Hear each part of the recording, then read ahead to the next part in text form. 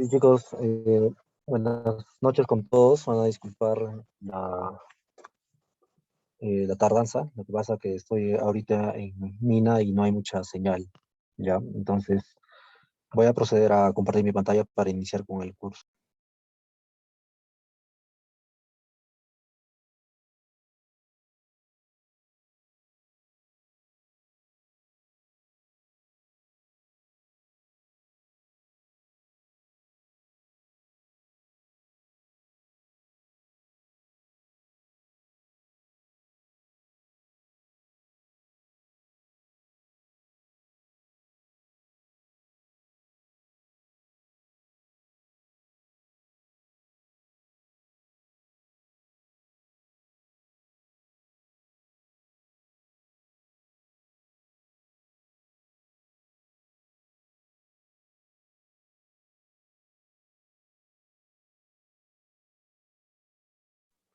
A ver, ¿me podrían confirmar, por favor, si se puede visualizar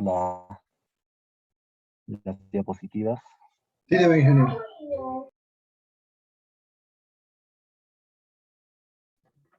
Ya, bien. Bien, quien les habla es Ray Quintas Innova, soy ingeniero de minas de la Universidad Nacional San Antonio Abad del Cusco. Actualmente laboro en la empresa de explosivos FAMESA. Me dedico a lo que son voladuras en minería superficial, tanto como en minería subterránea. Bien, vamos a hablar el día de hoy sobre lo que son los explosivos en minería superficial.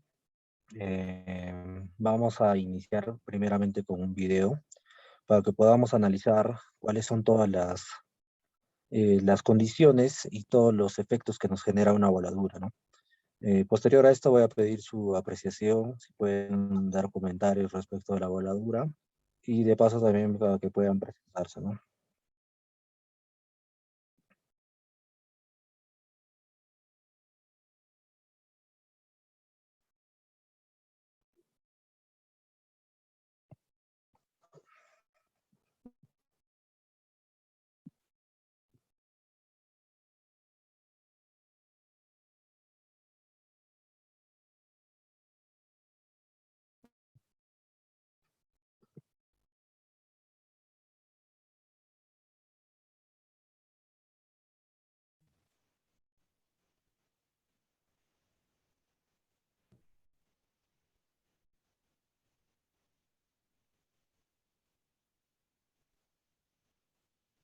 Bien, vamos a volver a ver el video.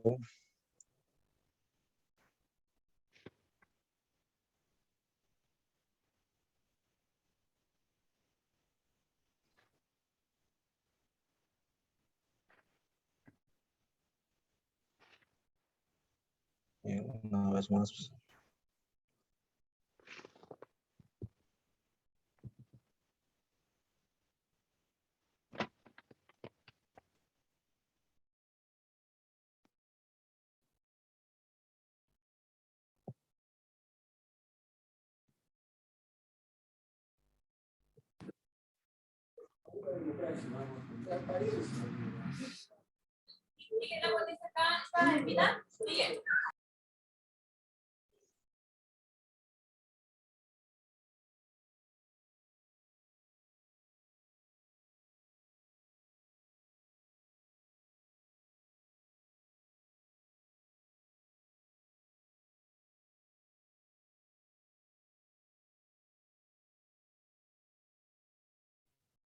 Ya, a ver, ¿han podido visualizar el video? Vamos a verlo una vez más. Y por favor, voy a pedir sus apreciaciones respecto a la voladura, a ver qué me pueden comentar de los resultados que se ven a la vista nomás, ¿no?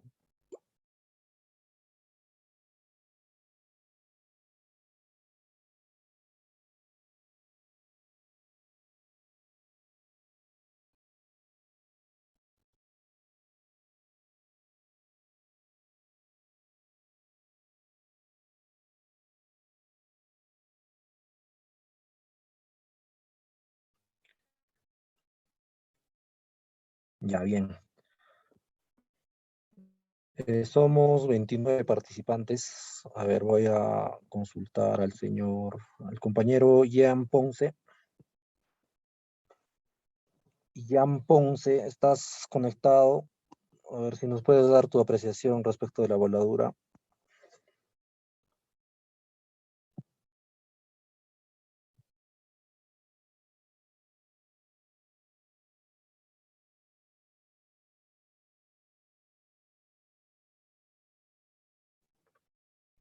Buenas noches, ¿se me logra escuchar?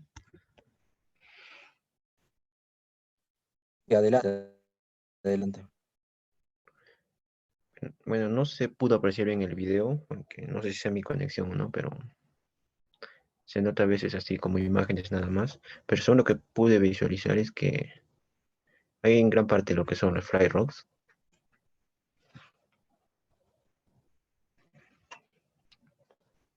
Sí, correcto. ¿Qué más?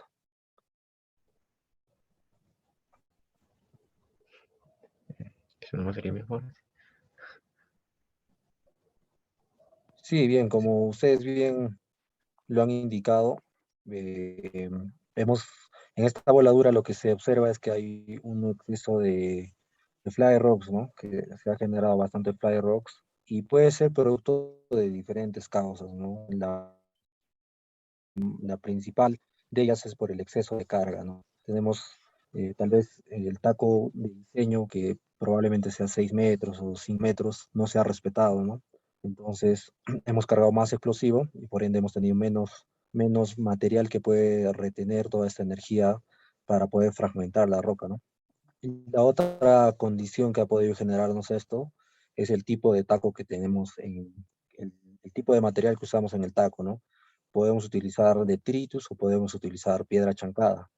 Si utilizamos piedra chancada, obviamente vamos a retener más la energía dentro del taladro en comparación de utilizar un detritus, ¿no? Entonces, lo que les comento es un estudio que se hizo de retención de taco, ¿no? Normalmente los materiales angulosos, como el material chancado, de 3/4 de pulgada aproximadamente, se ha demostrado que podría retener más la energía dentro del taladro para poder utilizar esta energía para fragmentar y no para generar fly rocks, ¿no?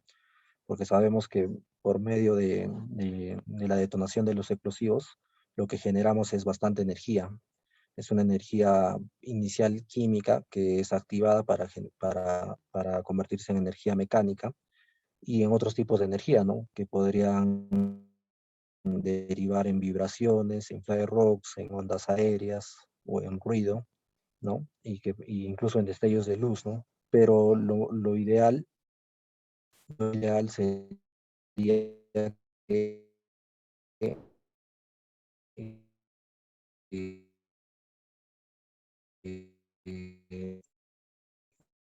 utilicemos toda esta energía para poder fragmentar la roca, ¿ya?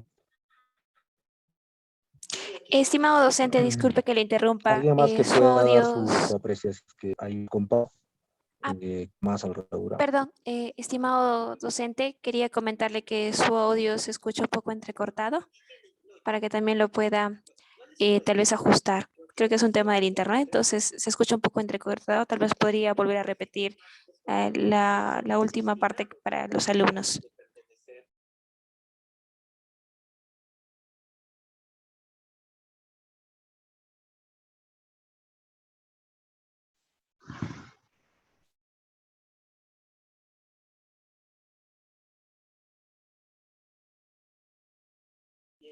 Estimados alumnos, vamos a esperar un minuto a que el docente pueda reconectarse Hola, para hola, poder sí, ajustar el pueden tema del internet. escucharme bien, disculpen por la conectividad. Ya, Sí, ahora sí, señorita, sí se le vamos a escucha. esperarlo porque no está buena la comunicación.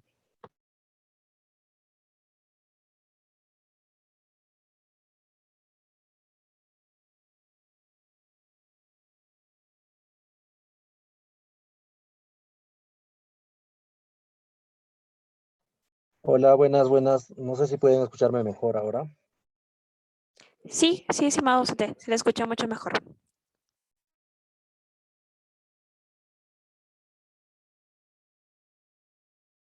Y bien, van a disculpar, bueno, las condiciones en la mina no me permiten tener buena conectividad. Sin embargo, estoy tratando de de hacer lo mejor posible para tener una buena conectividad. Bien, respecto del video, no sé si alguien más tiene algún comentario para compartir.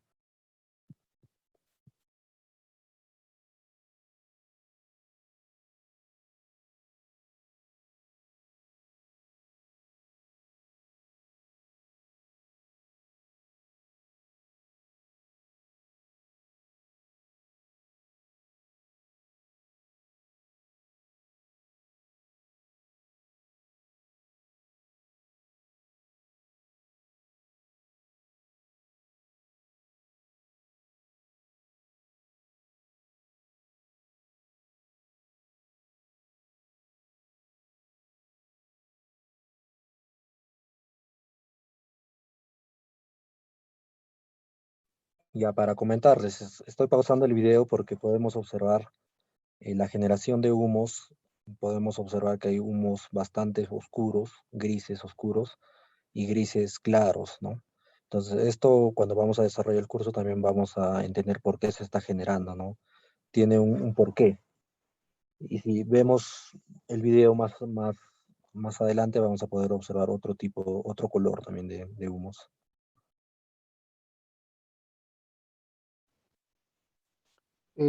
Tengo aquí una pregunta. Anto, buenas noches, estimado docente. ¿Me escucha? Sí, adelante, adelante, sí. Veo ahí que sale una voladura, pero no sale hacia la cara libre. ¿Por qué? ¿Por qué no se hace hacia la cara libre, no? Bien, la cara libre de esta voladura está en la parte de acá, ¿no? Como pueden ver, encima de la cara libre se ha puesto un poco de material para evitar que haya un desplazamiento excesivo del mineral o del material que queremos volar. Entonces, no se nota mucho la cara libre. Sin embargo, se ve que sale en una iniciación paralela de manera diagonal desde la esquina, ¿no? Entonces, esto es una manera también de iniciar. Iniciamos de esa manera para que se desplace todo el material hacia el talud, ¿no? De tal manera que no haya desplazamiento hacia el otro tajo que está ahí. Porque si observamos, esta mina tiene dos tajos, ¿no? Esta es como la unión de dos tajos. Entonces no queremos que todo el material volado salga disparado hacia la zona de los tajos, ¿no? Queremos que se quede en esa zona de tal manera que podamos hacer la limpieza posterior del mineral. Ese es el motivo por el cual está saliendo así.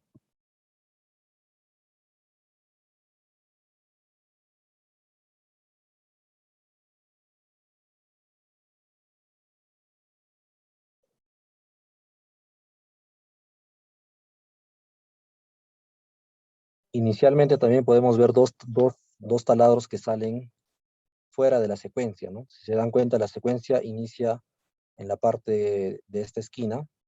Sin embargo, al avanzar en el video podemos ver que salen primero dos taladros, ¿no?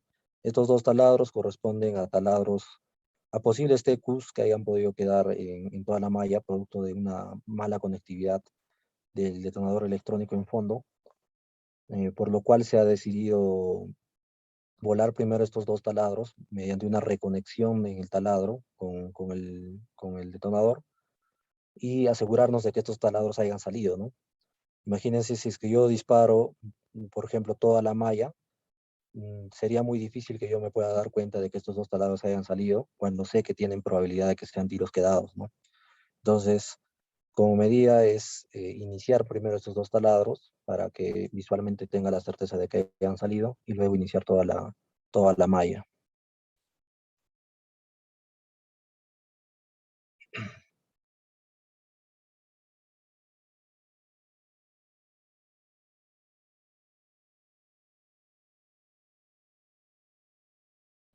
Bien, los humos oscuros o grises oscuros corresponden a un exceso de petróleo, ¿no? Un exceso de combustible, y los humos grises claros corresponden a un déficit o ya casi se podría decir un equilibrio entre lo que necesitamos para una buena energía.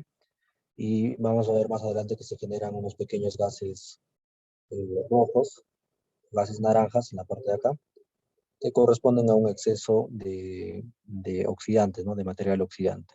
O también se pueden tener con un déficit de combustible. ¿ya? Entonces, todas estas variables nosotros tenemos que evaluarlas al momento de diseñar una voladura, principalmente con el objetivo que nosotros queramos obtener, ¿no? Si nosotros, por ejemplo, nuestro objetivo es fragmentar la roca, entonces tenemos que utilizar la cantidad de explosivo necesaria para obtener esa fragmentación. Pero si queremos, por ejemplo, cuidar los taludes, como en esta voladura, por ejemplo, se ve que estamos pegados, hay una voladura que está cercana, unos taladros que están más cerca al talud, que deberíamos reducir la carga, ¿no? Para poder controlar que estos taludes se vengan. Entonces, esa también es otro de nuestros objetivos como voladura, ¿no? Cuidar los taludes o no exceder en el nivel máximo de vibración que debemos obtener en esos taludes. Y como otro objetivo también es evitar la generación de gases nitrosos que puedan impactar visualmente a toda la operación en temas de medio ambiente o en temas de seguridad en contacto con el personal, ¿no? También esto nos afecta a que nosotros no podemos ingresar rápidamente a la labor, ¿no? O a este disparo, porque si bien es cierto es un tajo, también tardan en los humos en poder disiparse. Si no, tendríamos este tipo de humos naranjas, que son gases nitrosos y son muy tóxicos, entonces podríamos ingresar más rápido a la labor e iniciar todos los trabajos de preparación para iniciar la limpieza, ¿no? Entonces, eso es un análisis global que se tiene que hacer de la voladura para obtener resultados que nosotros queremos. Bien, vamos a continuar con la exposición. Sin embargo, si tienen alguna consulta, alguna duda, pueden consultar en cualquier momento. Como les indicaba, esta malla, por ejemplo, tiene tres tipos de carga, tres tipos de diseño, ¿ya? Los taladros del medio son taladros de producción. Los taladros que están en blanco, en esa zona en blanco, son taladros que se le conocen como inner. Y los taladros que están fuera o pegados a las cajas serían taladros outer, ¿no? Estos taladros, si se dan cuenta, en la parte, en los detalles que vemos acá, indica la cantidad de explosivo que va a entrar por cada taladro.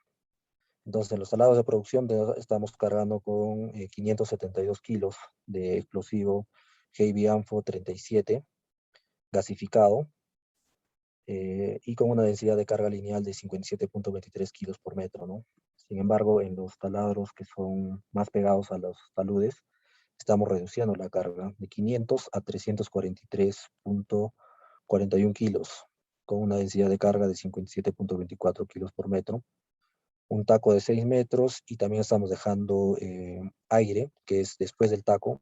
Este aire es por encima del taco, no es que estemos utilizando una bolsa de aire o algo, ¿no? Sino que estamos poniendo el taco y estamos dejando aire de 4 metros, ¿no? En total sería un taco de entre aire y material de 10 metros. En cambio, acá en producción estamos dejando un taco solamente de 6 metros con material sólido, ¿no? Y en los taladros que ya están en el contorno siempre del talud, estamos cargándolo con 228 kilogramos de explosivo, que son mucho menos que los explosivos en producción y que los INER, ¿no? De igual manera estamos aumentando el taco. Aire estamos poniendo 6 metros y taco 6 metros de material, ¿no? Para una altura de taladros de 15.5 metros, ¿ok? Entonces, una forma de cuidar, por ejemplo, los taludes de una minería, los taludes que hay en la minería superficial es hacer este tipo de voladuras que son voladuras de recorte, ¿no? Donde estamos cuidándolo mediante los taladros más cercanos, estamos reduciendo la carga, estamos controlando para poder evitar la menor generación de vibración que afecte a los taludes. Pero la otra forma también es utilizar explosivos de contorno, ¿no? Es decir, realizar precortes, que son ya, que se utiliza otro tipo de explosivos. Explosivos, se le llama explosivos de contorno. Por ejemplo, en FAMESA tenemos el FAMECORTE S, que es un explosivo a base de municiones encartuchadas con cordón detonante, amarradas con cordón detonante, y que van amarradas en toda la fila pegadas al talud. Salen en grupos, pueden ser en grupos de 10, de 15, si tenemos varios, o podemos detonarlos todos inmediatamente, ¿no? De tal manera que estos taladros generen un corte entre los taladros de producción y los taladros y los taludes para hacer una una filtración de la vibración que puede afectar a los taludes, ¿no? Aquí lo vamos a ver más adelante. Otra forma también de poder cargar estos taladros es cambiando el tipo de explosivo, ¿no? En este caso estamos utilizando un mismo explosivo para toda la malla, pero controlando la cantidad de carga. Otra forma sería cargar con explosivo de menor densidad en estos taladros que están más pegados a los taludes para poder reducir la cantidad de vibración que se va a generar, ¿no? Entonces todas las empresas de explosivos tienen alternativas que pueden ser utilizadas como explosivos de contorno, ¿no? Por ejemplo, en Orica me parece que tienen un explosivo que se llama Flexigel, que está a base de Tecnopor, que le meten en vez de nitrato de amonio, le colocan Tecnopor para poder reducir la densidad de la emulsión y que sea un explosivo menos potente, ¿no? Bien, entonces lo que les comentaba está en detalle en esta parte de acá, es el diseño, ¿no? Podemos ver que los taladros de producción tienen esta configuración con 633 kilogramos de explosivo. Los otros, bueno, en la otra área de explosivos tienen menos cantidad de explosivo, 387. Y ya los que están más cerca a la periferia tienen mucho menos explosivo, ¿no? 246. Entonces, lo que está pasando acá es que estamos reduciendo la cantidad de explosivo, pero también estamos reduciendo la distribución del explosivo dentro del taladro, ¿no? Solamente tenemos una distribución en el fondo. Sin embargo, si utilizamos explosivos, por ejemplo, como el Famecorte, la distribución de la energía va a ser más continua a lo largo de todo el taladro y el desacoplamiento va a ser de manera transversal en el taladro, ¿no? En comparación en esta, que es se podría decir un desacople longitudinal, no solamente tenemos explosivo en el fondo y estamos desacoplando toda esta carga sin explosivo, ¿ya? Entonces, ¿qué más podemos ver en este diseño? Que estamos utilizando doble iniciador, doble booster, ¿no? Dos primas, con detonadores electrónicos, en este caso Icon, y bueno, con detonadores electrónicos, ¿no? Estos ya vendrían a ser los accesorios y este vendría a ser el explosivo, ¿no? Bien, entonces, ¿qué es lo que hemos utilizado para esta voladura, ¿no? Como materias explosivas? Eh, Como accesorios hemos utilizado el detonador electrónico y también hemos utilizado el cable de conexión troncal, ¿no? Dentro de lo que es el sistema de iniciación electrónica necesitamos estos tres aparatos, ¿no? Una unidad de registro, una unidad de disparo y una unidad remota. Estos accesorios varían de acuerdo al fabricante, ¿no? Si es, por ejemplo, Famesa tiene este tipo de instrumentos, y si es, por ejemplo, Orica tiene similares a estos, sin embargo, tal vez le puedan adicionar un equipo más. Si es Tenaex, si es Dinanove, ¿no? Tienen diferentes nomenclaturas para estos equipos. El cable de conexión troncal es el que nos permite conectar todos los detonadores en superficie y hasta llegar a la unidad de disparo, ¿no? El cable troncal hace llegar toda la conexión hasta la unidad de disparo. Y cómo programamos cada detonador electrónico mediante una unidad de registro, ¿no? En esa unidad nosotros le vamos a dar el tiempo que requiere cada taladro, ¿no? Como saben, los detonadores electrónicos tienen una ventaja de poder programar desde los 0 hasta los 20 segundos en intervalos de 1 milisegundo, ¿no? Lo que no se podría lograr con detonadores normales, como son los faneles, o los detonadores no eléctricos, o los eléctricos, que tienen un retardo pirotécnico. Este retardo pirotécnico no te permite, pues, hacer retardos de intervalos de 1 milisegundo, sino de 25 y de 50 milisegundos, ¿ya? Ya como explosivo hemos utilizado booster de 1 libra. El booster también son de diferentes pesos, ¿no? De 3/4 de libra, 1 libra, libra y media, 2 libras. Y también hay un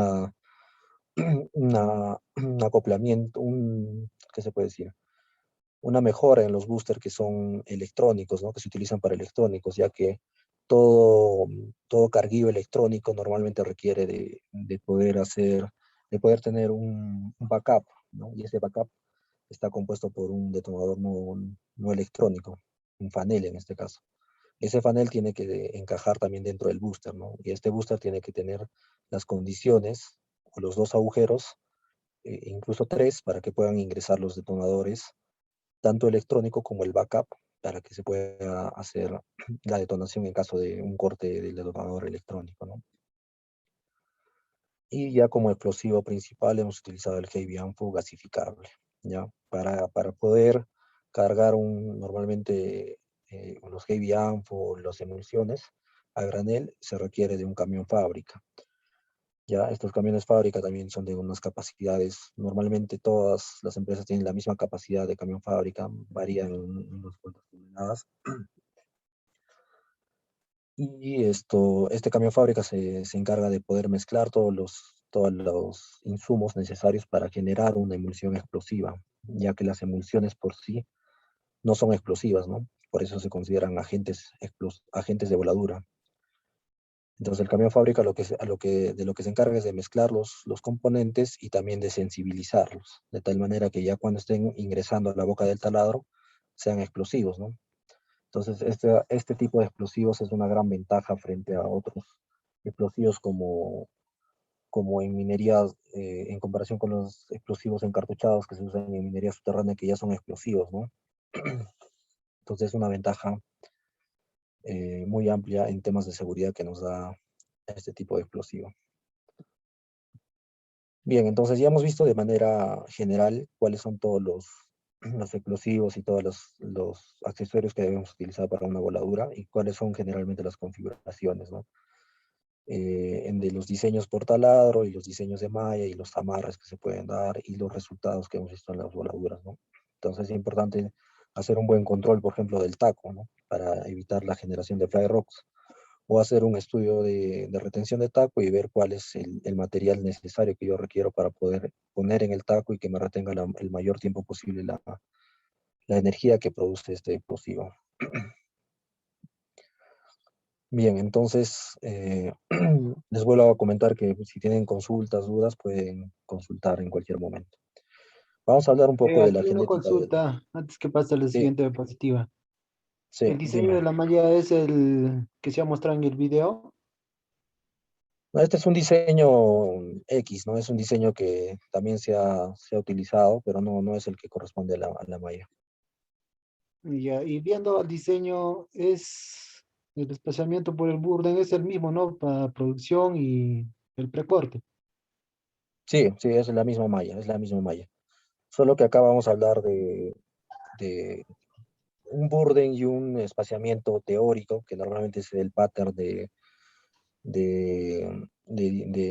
perforación, ¿no? Pero sin embargo también tenemos otro burden, que es un burden efectivo y un espaciamiento efectivo, que normalmente se da ya con el amarre de la malla, ¿no? Cuando amarramos la malla, esto obviamente no va a salir toda la fila, ¿no? Va a salir desde una esquina, como en el video, ¿no? Sale desde una esquina y el burden va a cambiar, el burden va a ser de acá a acá, de este taladro, ¿no?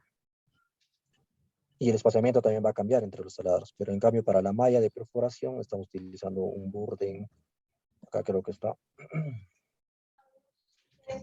un burde, un blast pattern de 7.39 por 8.5 metros, ¿ya?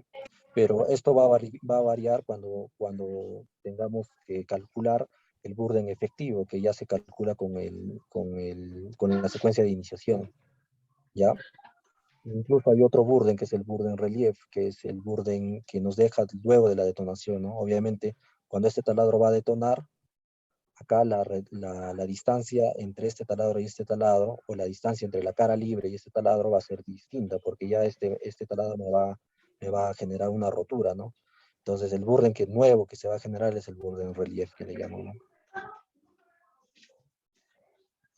Ya, entonces a la respuesta es que sí, la malla es toda la misma para perforación, ¿no? Bien, vamos a hablar un poco de lo que son historia de los explosivos rápidamente. Como ven, los explosivos iniciaron con la generación de la pólvora en el siglo X. La invención de la nitroglicerina vino enseguida.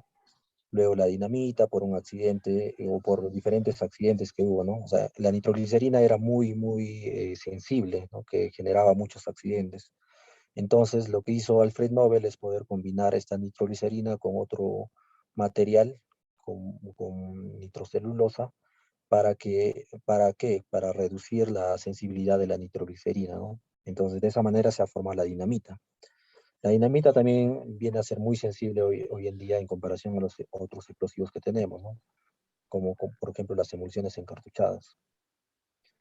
Luego de la creación de la dinamita vino un accidente en Texas, el cual generó una detonación masiva y mediante la investigación de este accidente se descubrió el ANFO, ¿no? ¿Qué es lo que pasó en este accidente? Se estaba transportando un buque con nitrato de amonio, que normalmente se utilizaba como fertilizante y que hasta el día de hoy se utiliza como fertilizante, y que también estaban llevando reservas de combustible, ¿no?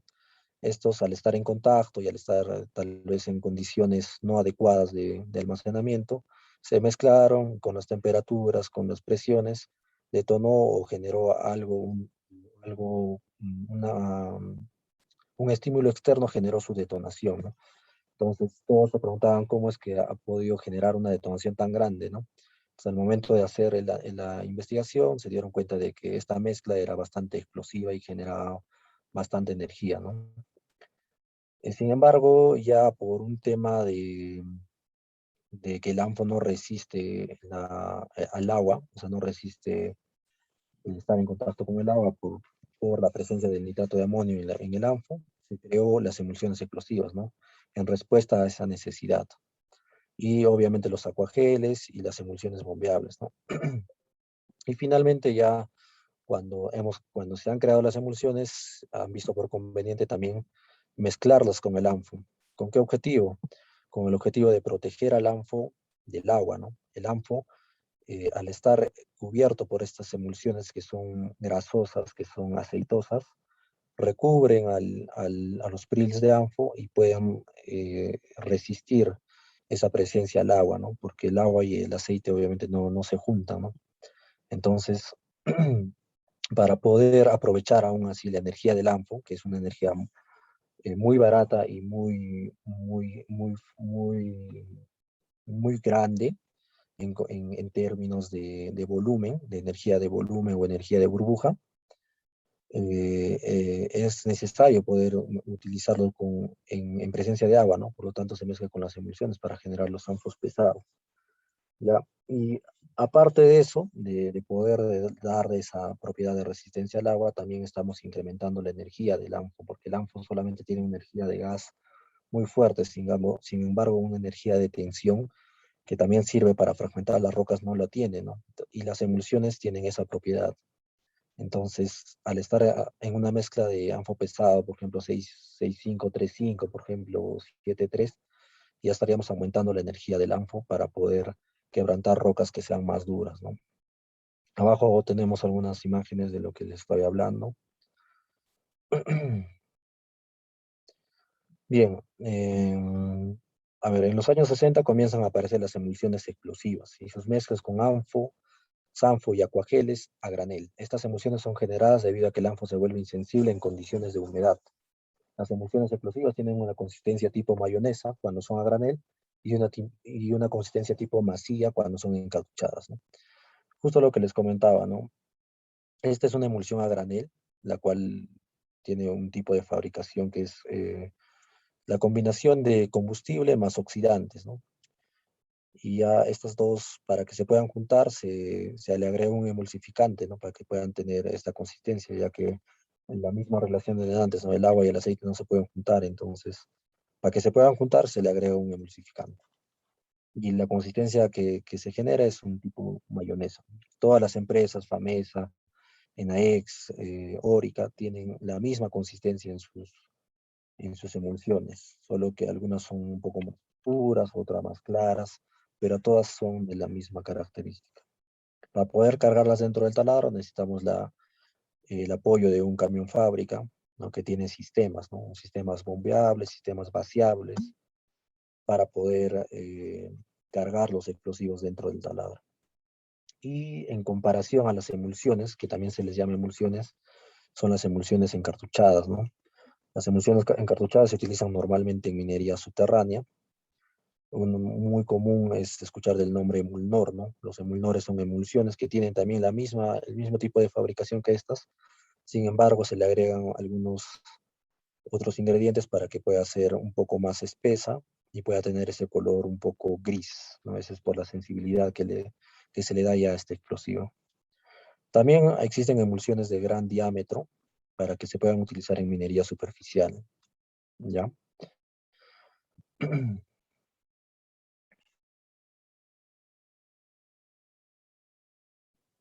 Bien, entonces con todos estos conceptos que estamos hablando, a ver, una consulta, vamos a hacer esta consulta, ¿no? ¿Qué son los explosivos? Entonces, para ustedes, ya con todo lo que hemos estado hablando.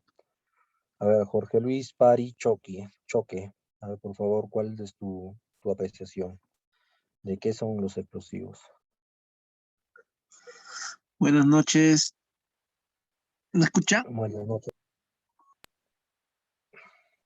¿Me logra escuchar o está mal el internet? sí te escucho, sí te escucho. Buenas, yo soy bachiller, lo que es ingeniería de minas. Actualmente estoy en el área de topografía, en el proyecto que llevé. No me, no he tenido la oportunidad todavía de desenvolverme en el área de explosivos, lo que es voladura. Más sí he visto lo que es la topografía para en sí, para el marcado de los taladros, el antes y el después, la verificación en eso sí, pero lo que usted ha mencionado, lo que usted ha comentado, no he logrado vivirlo en campo. Claro, entiendo. Sí, o sea, es bueno que, creo que por eso se han inscrito al curso también, ¿no? Para poder aprender un poco más lo que son los explosivos. Podamos tener una idea, ¿no? General de lo que es, ¿no? Porque en realidad para aprender de los explosivos hay que aprender de lo que es voladura, hay que vivirlo, ¿no? Hay que estar todos los días en campo, hay que hacer las voladuras, pero creo que un gran paso inicial es poder saber bien cuáles son las características, por ejemplo, de estos explosivos, ¿no? A ver, otra persona que quiera participar.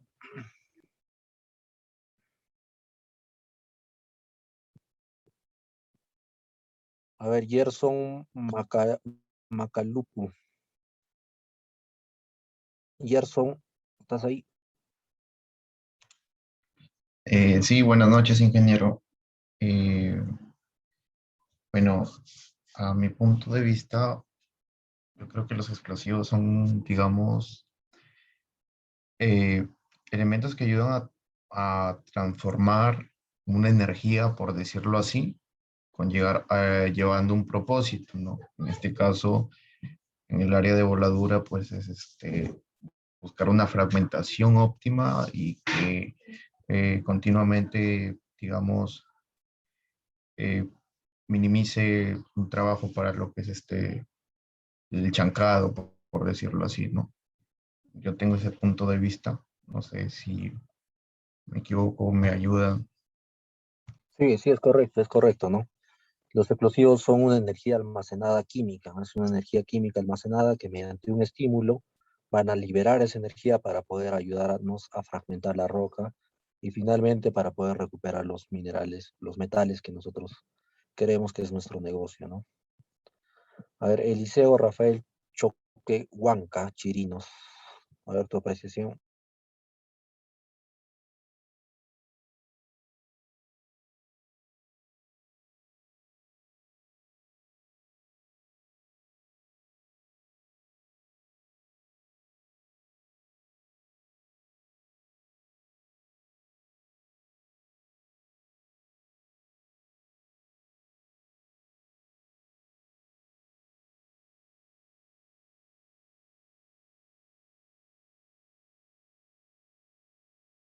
Ya no está, creo, el compañero. Bien, vamos a continuar. A ver, los explosivos son mezclas estables de oxidantes y combustibles, ¿ya? Todos los tipos de explosivos convencionales utilizan estas mezclas, ¿no? Necesitan un oxidante y un combustible, ¿ya? Sin embargo, hay otros explosivos que están saliendo, bueno, algunos no lo llaman explosivos, ¿no? Sino, por ejemplo, expansores de concreto, me parece. Y hay otros incluso que hacen sus explosivos a base de trigo o de arena o de arroz, creo. ¿No? O sea, hay un ingeniero que lo sigo en LinkedIn que publica bastante de ese tipo de explosivos. Él creo que no le llaman ni explosivos porque en realidad no son explosivos, ¿no? Pero sí ayudan a romper la roca, ¿no? Pero tienen otro criterio.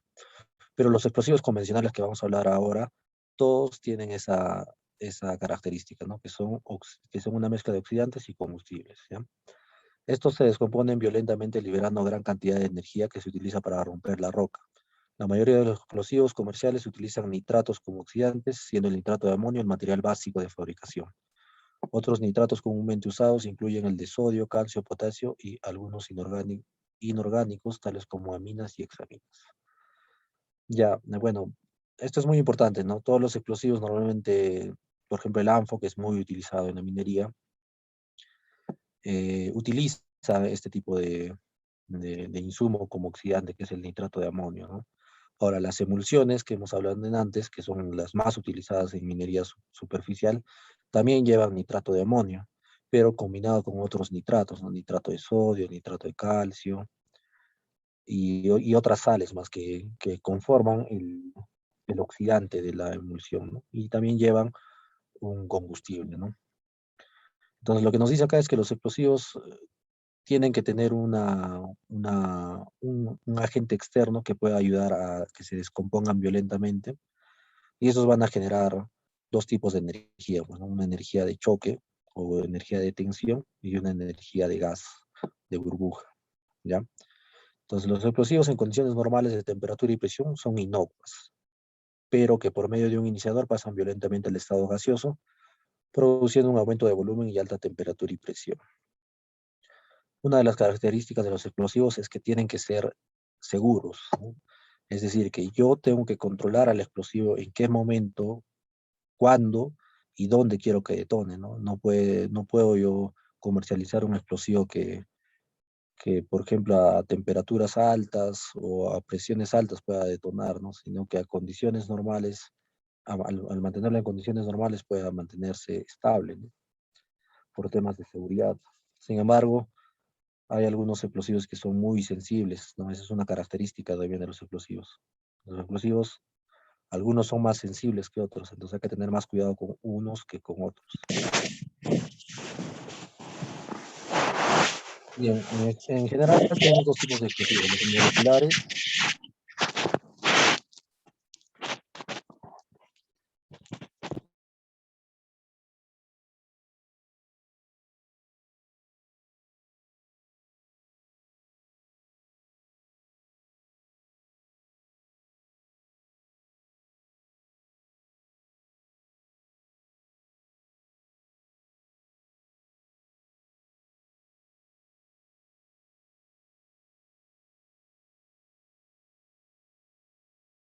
Los compuestos.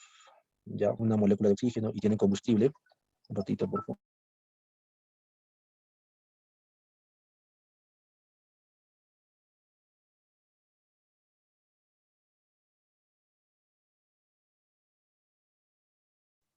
Ya, chicos, me volví a conectar. Disculpen, me voy a compartir. Entonces, los moleculares son los que ya tienen en sus componentes tanto el oxidante como el combustible, ¿no? Como el caso del TNT, ¿no? Que es el trinitrotolueno, ¿ya? Este ya es un explosivo molecular, pero que es muy insensible. Necesitamos mezclarlo con otros componentes para que pueda ser explosivo, ¿no? Por ejemplo, el booster, los iniciadores o los multiplicadores que le llaman, están a base de TNT, ¿no? Son una mezcla que se llama pentolita, una mezcla de trinitrotolueno más nitropenta, ¿ya? Y los explosivos compuestos son explosivos que son mezclas entre oxidantes y combustibles como es el AMPO. A ver, acá dice, muy importante. Es muy importante que todos los explosivos tengan espacios libres o puntos calientes. ¿no? ¿Por qué tienen que tener puntos calientes? Por dos propósitos.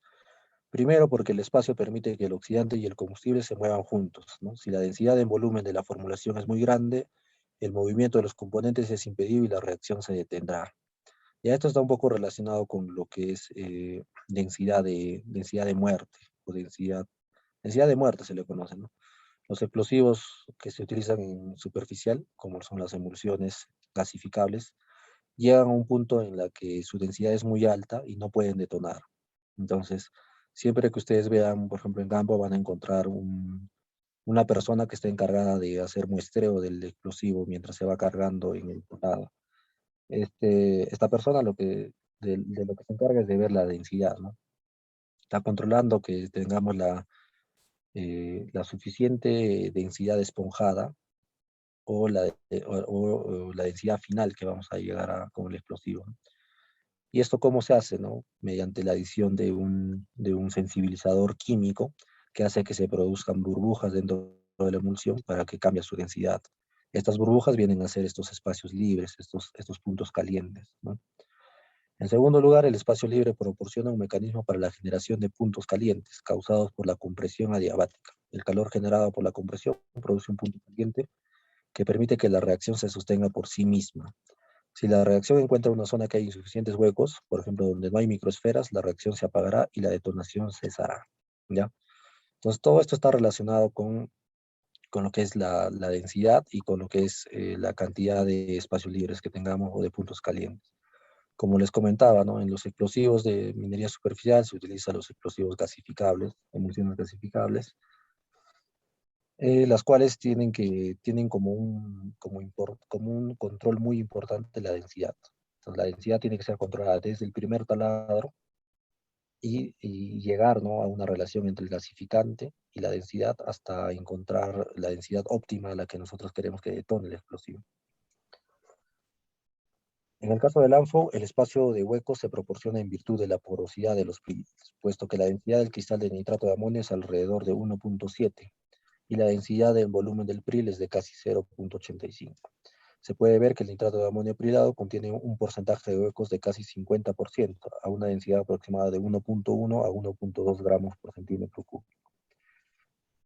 El nitrato de amonio llega a ser demasiado denso para sostener una detonación, ¿no? Entonces, si ustedes han visto el ANFO está compuesto, es una composición de nitrato de amonio y fuel oil, ¿no? Combustible. En caso del nitrato de amonio tienen que ser prils, o sea, bolitas que tengan poros, porque si no tienen poros no van a poder absorber el combustible y tampoco van a poder tener esos espacios vacíos o esos espacios libres que representan los puntos calientes, ¿ya?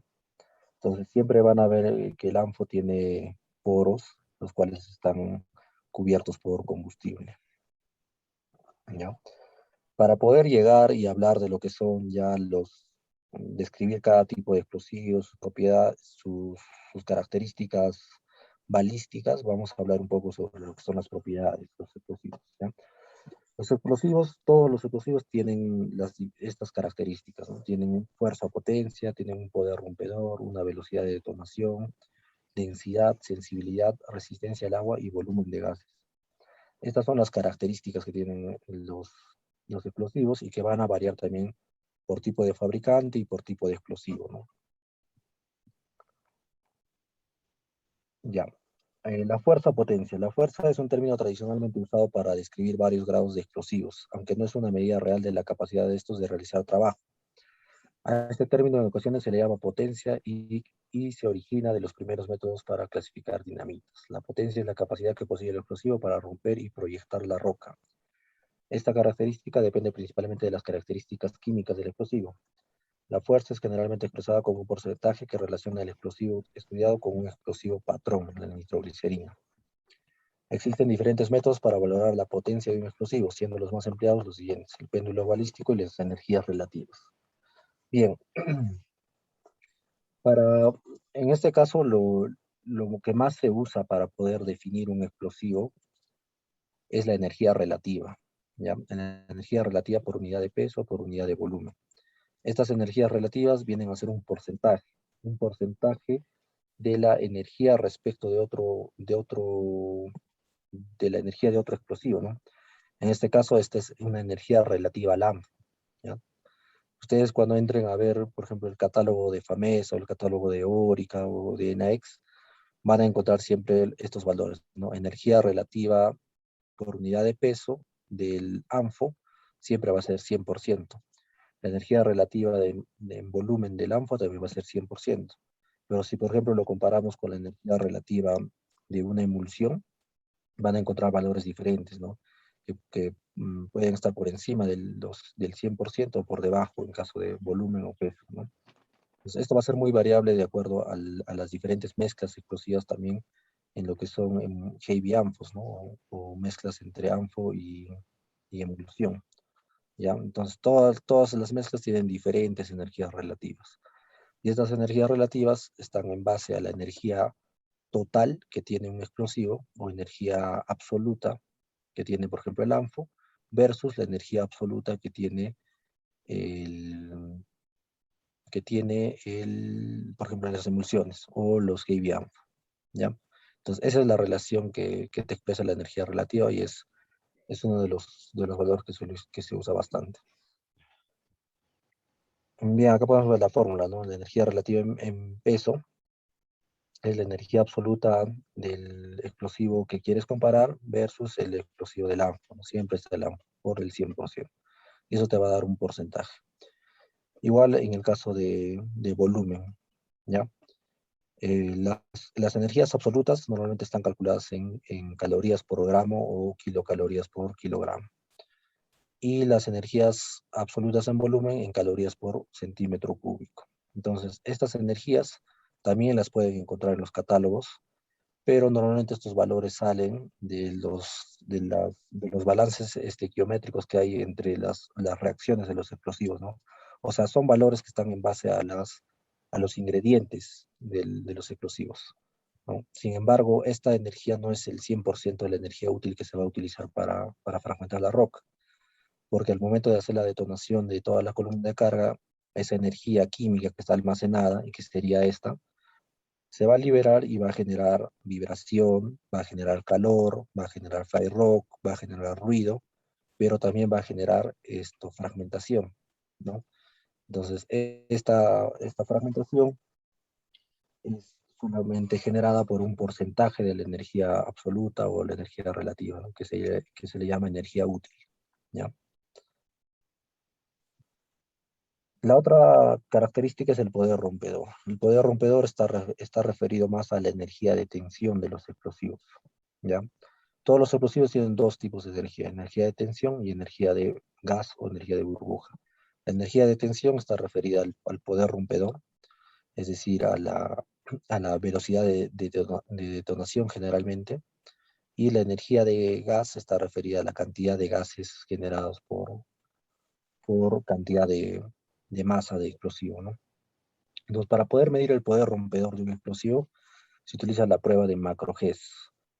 Ya la prueba de Macro-Hess es una prueba en la que se pone un cilindro de plomo de ciertas dimensiones ya patrones, se le pone el explosivo encima, como en este caso, se hace detonar el explosivo y se mide cuánto se ha cortado en qué longitud se ha achatado, bueno, vamos a utilizar ese término, el cilindro, cuánto ha reducido su altura, producto de la detonación del explosivo, ¿no? Entonces, en este cuadro, en esta imagen, que es muy importante, pueden ver una comparación, ¿no? Por ejemplo, en la parte de arriba se ha utilizado un Heavy Anfo 6535, o sea, una mezcla explosiva, pero no gasificable. O sea, esta es una emulsión simple con ANFO que se ha hecho la mezcla en este porcentaje, 65% de emulsión y 35% de ANFO, y como resultado nos ha dado esto, ¿no? Ven que el tubo de plomo se ha cortado, ¿no? Y en el caso de abajo se ha utilizado un Heavy Anfo 6535, la misma mezcla, pero ya gasificable, ya con una gasificación de por medio, una sensibilización química, mientras que en este caso es una sensibilización física. Y se puede ver que el cilindro de plomo se ha cortado más y ha recibido más daño, ¿no? Entonces, ¿qué podemos concluir de esto? Que el poder rompedor del Heavy ANFO 6535 gasificado es mucho mayor que el Heavy ANFO 6535. ¿Y esto en qué nos puede ayudar? En que podemos definir bien qué explosivo usar, ¿no? Tenemos, por ejemplo, un tipo de roca bastante competente y con un RQD alto, entonces debemos utilizar un explosivo gasificado, ¿no? En esta mezcla puede ser una mezcla mejor, ¿no? Pero eso va a depender de estudios de laboratorio, ¿no? Haciendo estas pruebas. Pero si tenemos una roca que es relativamente dura y que está fragmentada, entonces lo que requerimos es más una energía de burbuja o una energía de gas que lo tiene el ANFO, y ayudado un poco por la emulsión para que me genere un poco más de velocidad de detonación y podamos empujar ese material y poder fragmentarlo en cierta medida, ¿no? Entonces, es importante estas pruebas, es importante reconocer las propiedades de estos explosivos para poder definir qué tipo de explosivo vamos a utilizar según el tipo de roca, ¿no? Entonces, esta es la prueba de macro GES. Normalmente la prueba se llama GES, pero en este caso estamos utilizando diámetros de plomo mayores, y por eso es que se le ha puesto macro GES. Ya, la otra propiedad es la BOD. La BOD es la velocidad de detonación, ¿no? La velocidad de detonación del explosivo, que normalmente varían desde los 1800 hasta los 8000 metros por segundo. Los explosivos más potentes que podemos mencionar son, por ejemplo, los booster que tienen una velocidad de detonación de 7000 metros por segundo, principalmente porque están conformados por un explosivo que se llama pentrita, el cual tiene también una velocidad de 7000 metros por segundo, entonces es un explosivo bastante potente, por eso es que se inicia como prima para poder iniciar toda la columna de carga, ¿no? Entonces también va a haber en los catálogos de explosivos que vean, van a encontrar dos BODs, ¿no? Una BOD confinada y otra BOD sin confinar, ¿no? Los explosivos sin confinar son generalmente del orden del 70 al 80% respecto de las velocidades de los explosivos confinados. Es decir, los explosivos confinados tienen mayor BOD que un explosivo sin confinar. Además que también influye el diámetro del tubo donde está haciéndose la prueba o el diámetro del taladro. Si tenemos diámetros mayores, entonces la BOD también va a subir, ¿no? Y si tenemos diámetros pequeños, la BOD también va a disminuir, hasta que lleguemos a un diámetro crítico. El diámetro crítico es el diámetro en el cual los explosivos ya no pueden detonar, ¿no? Por ejemplo, de las emulsiones, normalmente su diámetro crítico son 3 pulgadas, 3 pulgadas y media, ¿no? Bajo ese diámetro ya no podrían detonar las emulsiones. En cambio, el ANFO tiene un diámetro crítico un poco más, de rango más amplio, ¿no? Podría ser 2 pulgadas, ¿ya? Y los explosivos encartuchados tienen un diámetro crítico menor, ¿no? Porque se utilizan exclusivamente en diámetros menores. Para poder medir esta propiedad principal crítica de los explosivos, que es la BOD, utilizamos lo que son un equipo de medición microtrap, ¿no? Que podemos ver en la imagen. Con este microtrap lo que hacemos es introducir un cable que se llama probecable dentro del taladro, amarrado al detonador o a la prima o al booster, para que cuando este inicie detonación llegue una señal hasta al microtrap y se pueda leer, ¿no? Se pueda leer mediante un software en qué momento se ha quemado todo este cable hasta el final, ¿no? Hasta el taco. Ya, entonces ahí se puede ver mediante unas diferencias de tensión que genera el cable, que genera este cable, ver la velocidad de detonación a la cual se ha quemado todo este cable, ¿no? Entonces es el principio que utiliza el microtrap, es la diferencia de tensiones que hay entre un punto y otro punto, y en cuánto tiempo se ha dado esta diferencia, ¿no? Mediante esos valores calcula lo que es la velocidad de detonación de toda la columna de carga. Eso también es muy importante analizarlo, ¿no? Hay que saber analizar bien esta curva para saber qué es lo que ha pasado dentro del taladro, qué podemos mejorar, ¿no? Esto es otro esquema, ¿no? De cómo se utiliza el microtrap. Y lo que les hablaba, el control de densidad. Esa es la persona que se encarga de poder estar controlando la densidad del explosivo durante todo el carguillo del camión fábrica, ¿no? Tenemos que hacer muestreos y muestreos hasta encontrar una densidad óptima para evitar que se esté gasificando mucho la mezcla o para evitar que que no estemos gasificando y por ende llegamos a una densidad crítica la cual no va a detonar, ¿no? Utilizando solo emulsiones.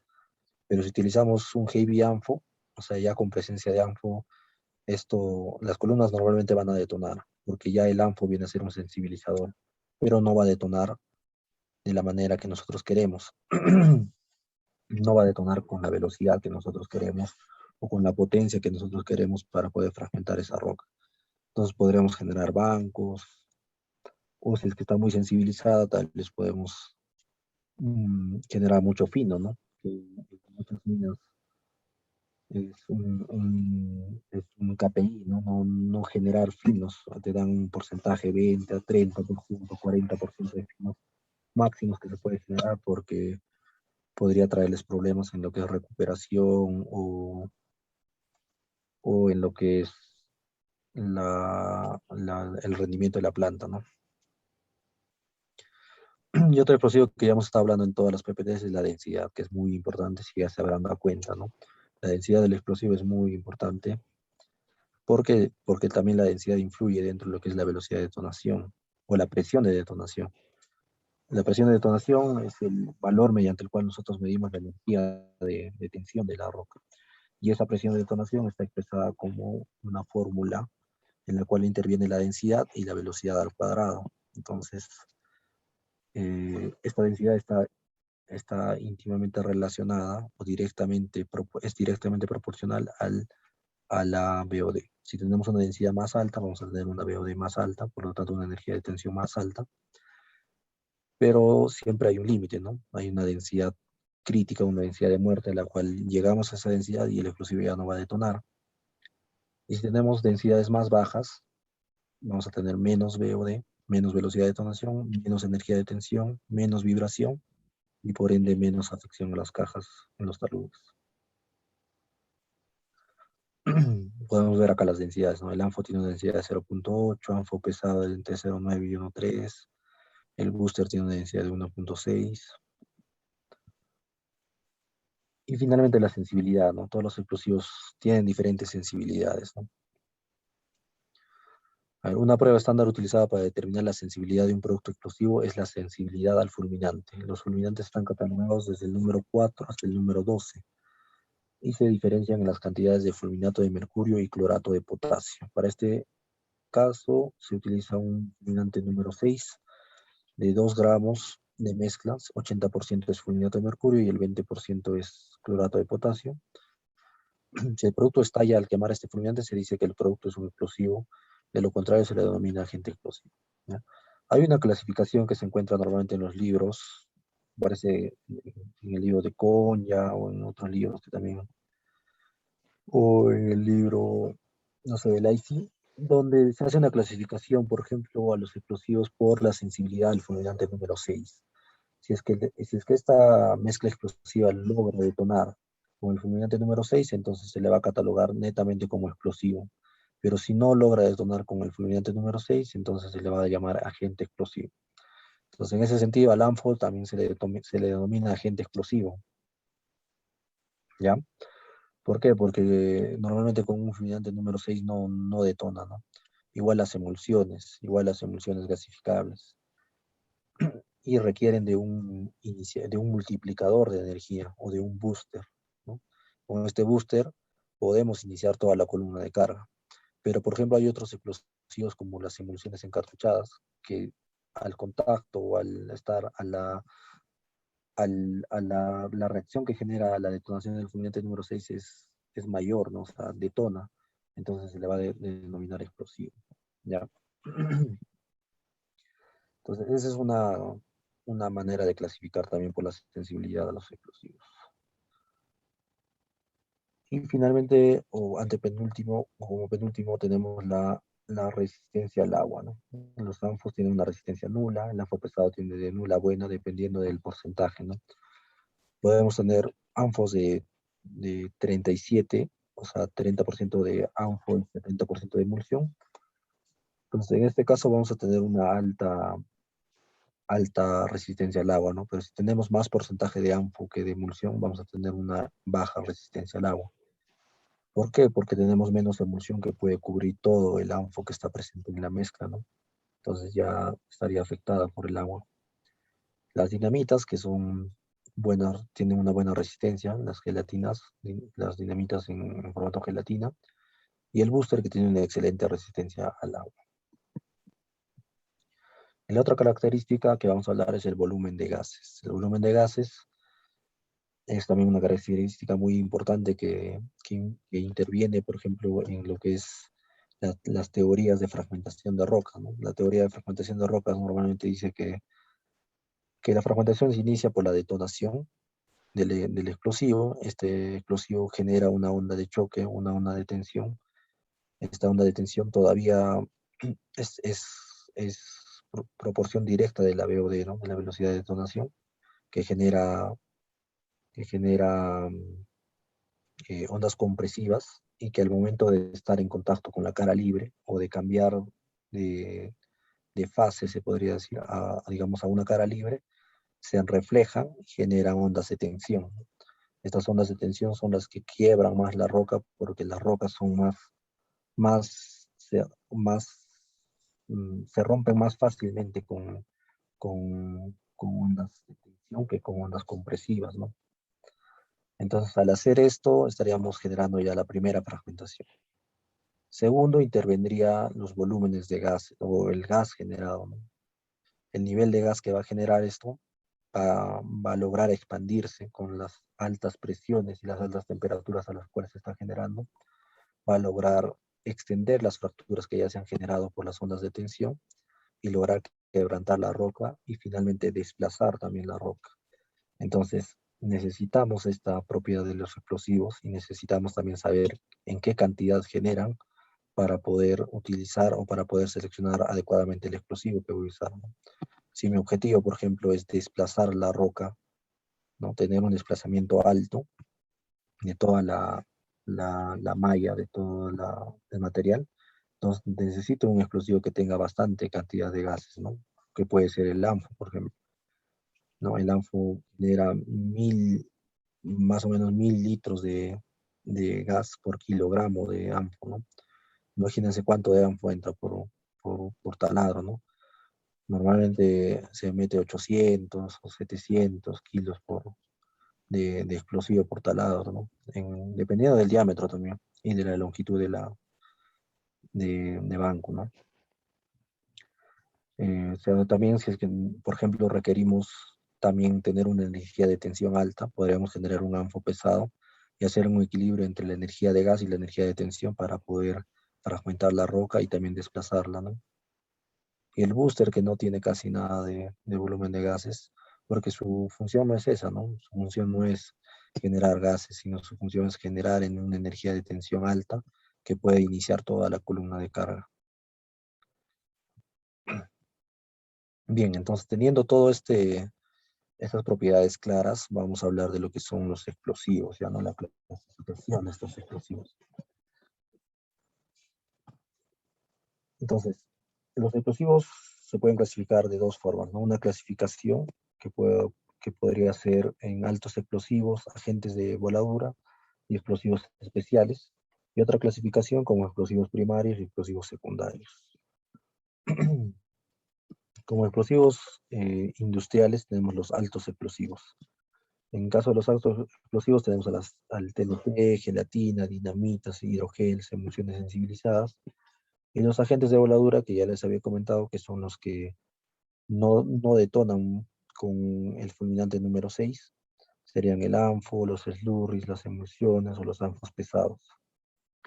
Y los explosivos especiales, que pueden ser los sísmicos, las cargas dirigidas, permisibles, la voladura controlada y otros, ¿no? En este caso entraría, por ejemplo, los famecortes S, ¿no? Que son explosivos especiales para hacer una voladura controlada en precortes, ¿no? En caso de los agentes de voladura, utilizamos los camiones fábrica, como ya les he comentado, y los altos explosivos, que son normalmente los explosivos encartuchados. La otra clasificación nos habla de explosivos primarios o iniciadores y explosivos secundarios o básicos, ¿no? Los iniciadores, que vendrían a ser los accesorios, por ejemplo, los detonadores, y como secundarios tendríamos a la dinamita, al anfo, las emulsiones y ambos pesados, que van a hacer el trabajo de romper la roca. Y estos de iniciar a estos secundarios, ¿no? Y acá podemos ver también una imagen. Esta imagen corresponde a una emulsión gasificable.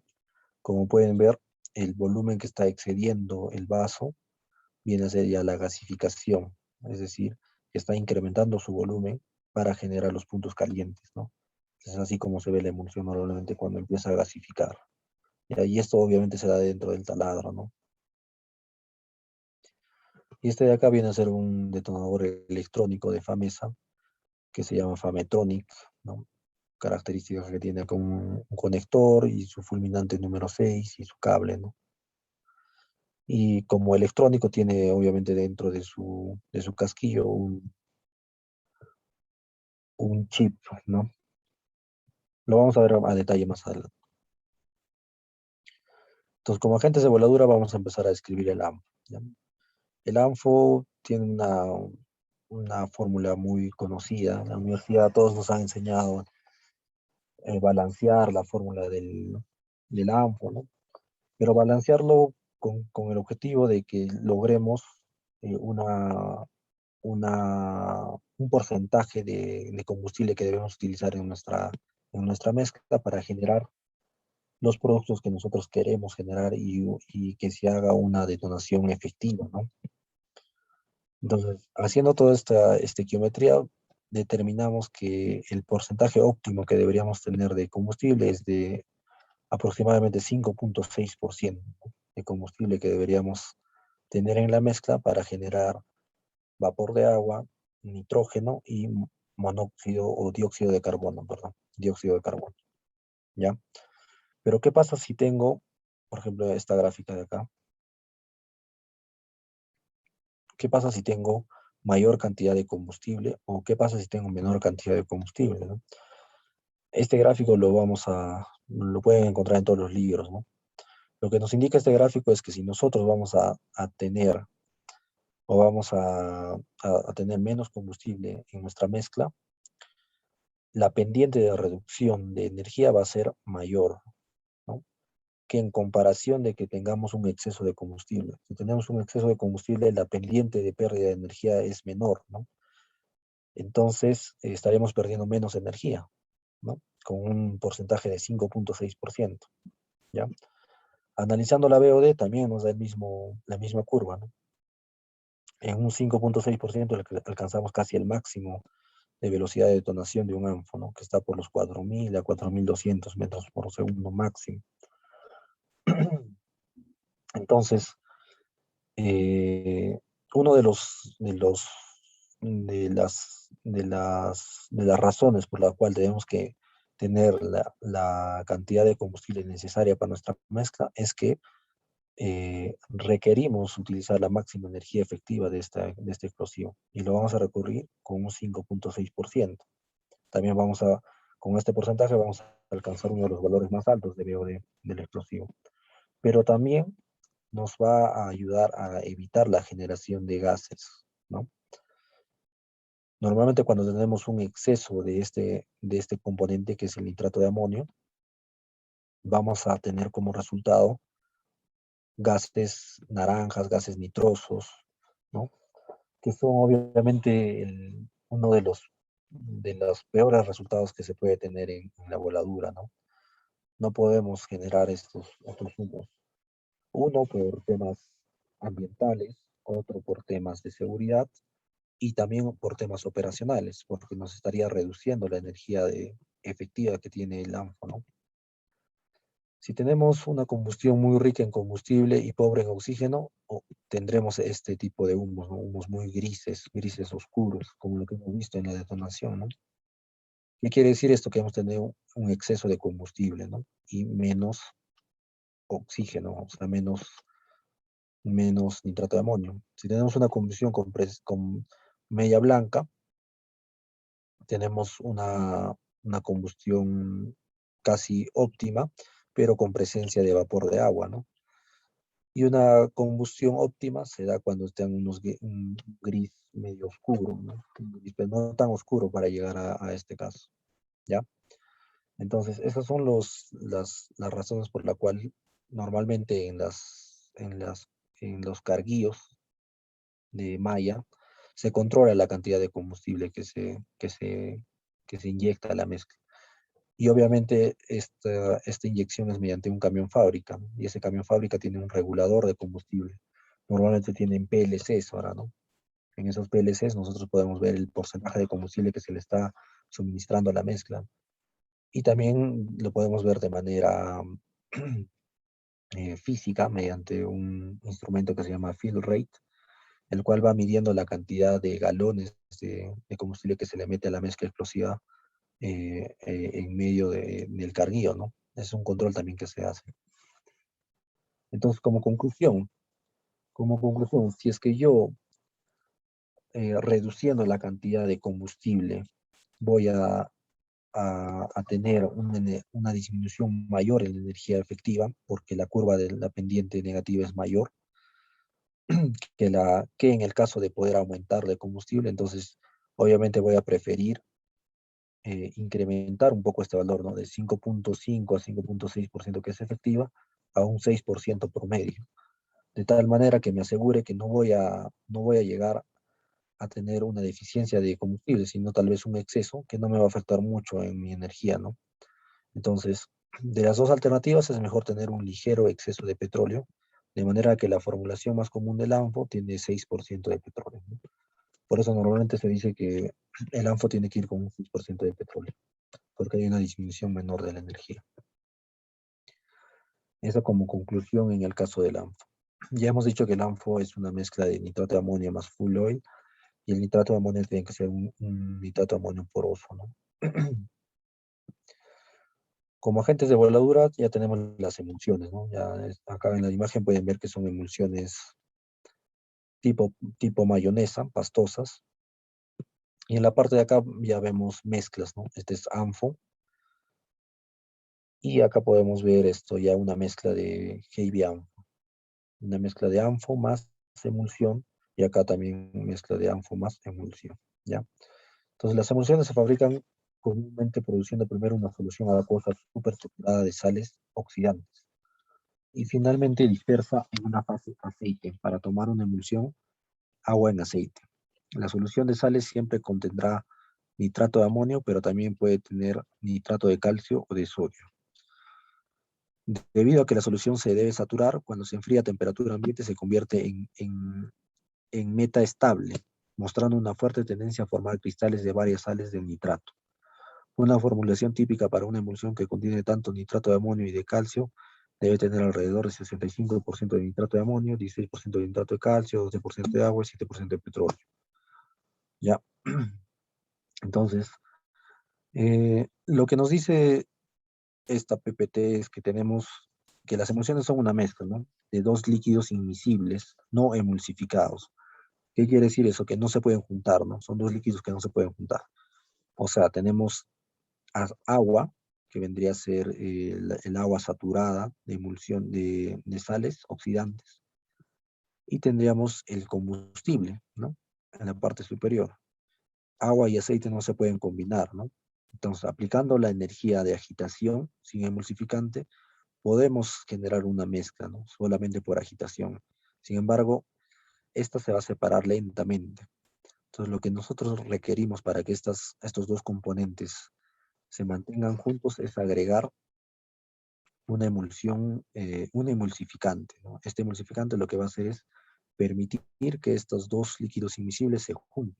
Y al juntarse, ya vamos a poder tener estos dos materiales o estos dos insumos, que son los oxidantes y los combustibles, en una misma mezcla, ¿no? Entonces ya vamos a tener estas emulsiones con oxidantes y combustibles. Solo faltaría sensibilizarlas para que sean detonantes, ¿no? ¿Cuáles son las características de estas emulsiones a granel? Primero, que es resistente al agua, ¿no? Otro que la emulsión existente tiene un íntimo contacto entre la fase combustible y oxidante, lo cual hace que esta reacción química sea mucho más rápida y eficiente, ¿no? Teniendo velocidades de detonación más altas y diámetros críticos más pequeños. O sea, al estar estas emulsiones más en contacto íntimo entre elementos combustibles y oxidantes, lo que vamos a obtener es eh, que esta reacción violenta sea más rápida, ¿no? Y por ende vamos a tener una velocidad de detonación más alta, porque la velocidad de detonación se define como la velocidad a la cual se da la reacción, ¿no? Estas emulsiones son estables y mantienen sus propiedades por un periodo prolongado, de acuerdo a su almacenamiento y utilización. Normalmente se da un tiempo estable de 3 meses en las emulsiones, ¿no? Tú puedes almacenar la emulsión por 3 meses y te va a funcionar. Y esto es corto, supuestamente corto, porque en realidad en las minas lo utilizan en cantidades altas, ¿no? Más o menos unas 200 toneladas de emulsión por disparo, dependiendo de la cantidad de disparos, ¿no? Entonces, es común que esto se vaya renovando, ¿no? Cada semana, cada mes se va renovando, ¿no? Los hilos de almacenamiento de municiones. Por ende, no requieren tampoco tener un tiempo prolongado de vida, ¿no? Las emulsiones no se clasifican como explosivos, se clasifican como oxidantes. Requieren de sensibilizantes para ser clasificadas como explosivos. Esa es una característica muy importante. Ayuda en su transporte, ayuda en su manipulación y son mucho más seguras que otros explosivos. Los sensibilizantes proporcionan la fuente de calor o puntos calientes por medio de su combustibilidad al momento de su iniciación para sostener y propagar la reacción. La sensibilización se produce de manera química por medio de adición de nitrito de sodio, por ejemplo, y en forma física a través de productos como microesferas de plástico o vidrio, ¿ya? Hay dos tipos de sensibilizaciones. Una sensibilización química por medio de una adición química de un químico que se llama nitrito de sodio, y otra física que puede ser mediante microesferas de vidrio o de plástico. Bien, si tienen alguna duda sobre las emulsiones, que son las más usadas en los, en, en los, en los, en los, en los trabajos abiertos, pues pueden hacerla ahora, o si también tienen dudas sobre el ANFO, para entrar a lo que es booster.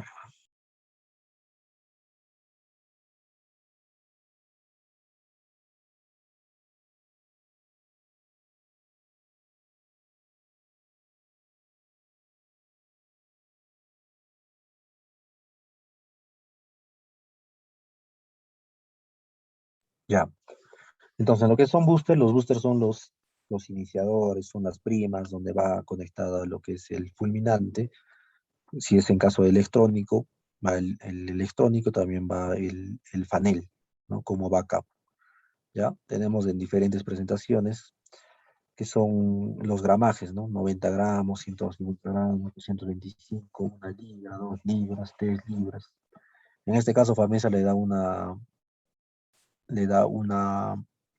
clasificación diferente a los que son E, porque pueden ser utilizados para voladuras electrónicas, ¿no?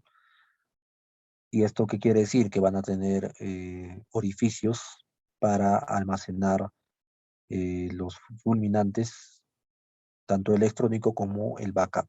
En cambio, estos de acá son utilizados normalmente para voladuras con sistemas de iniciación no electrónicos, no eléctricos. Por lo tanto, requieren solamente un agujero que aloje solamente un fulminante, ¿no? Su velocidad de detonación está en los 7000 metros por segundo. Y bueno, tenemos acá algunas características, ¿no? Su sensibilidad también es una característica del cordón detonante, o sea, pueden ser iniciados con un cordón detonante 5P, una resistencia al agua excelente y su densidad, ¿no? Como ya les había comentado, los boosters son una mezcla de, de TNT más pentrita, y la mezcla se le llama como pentolita, ¿no? Esa pentolita es una mezcla muy muy poderosa, muy potente, que detona a los 7000 metros por segundo. Entonces, esta velocidad de detonación le permite, esta energía le permite iniciar toda la columna de detonación de las emulsiones. Bien, lo que ya hemos hablado, los mecanismos de fragmentación, que consisten en la onda de detonación y los volúmenes de gases, ¿no? Como segunda fase. Entonces, este cuadrito, este triángulo es muy importante para poder hacer una buena voladura. Tenemos que tener en cuenta la distribución de la energía, el confinamiento de la energía y el nivel de energía, ¿no? Con confinamiento de energía me refiero al taco, ¿no? ¿Cuánto de tiempo máximo me retiene un taco toda la energía dentro del macizo rocoso que yo quiero fragmentar antes de que genere fly rocks?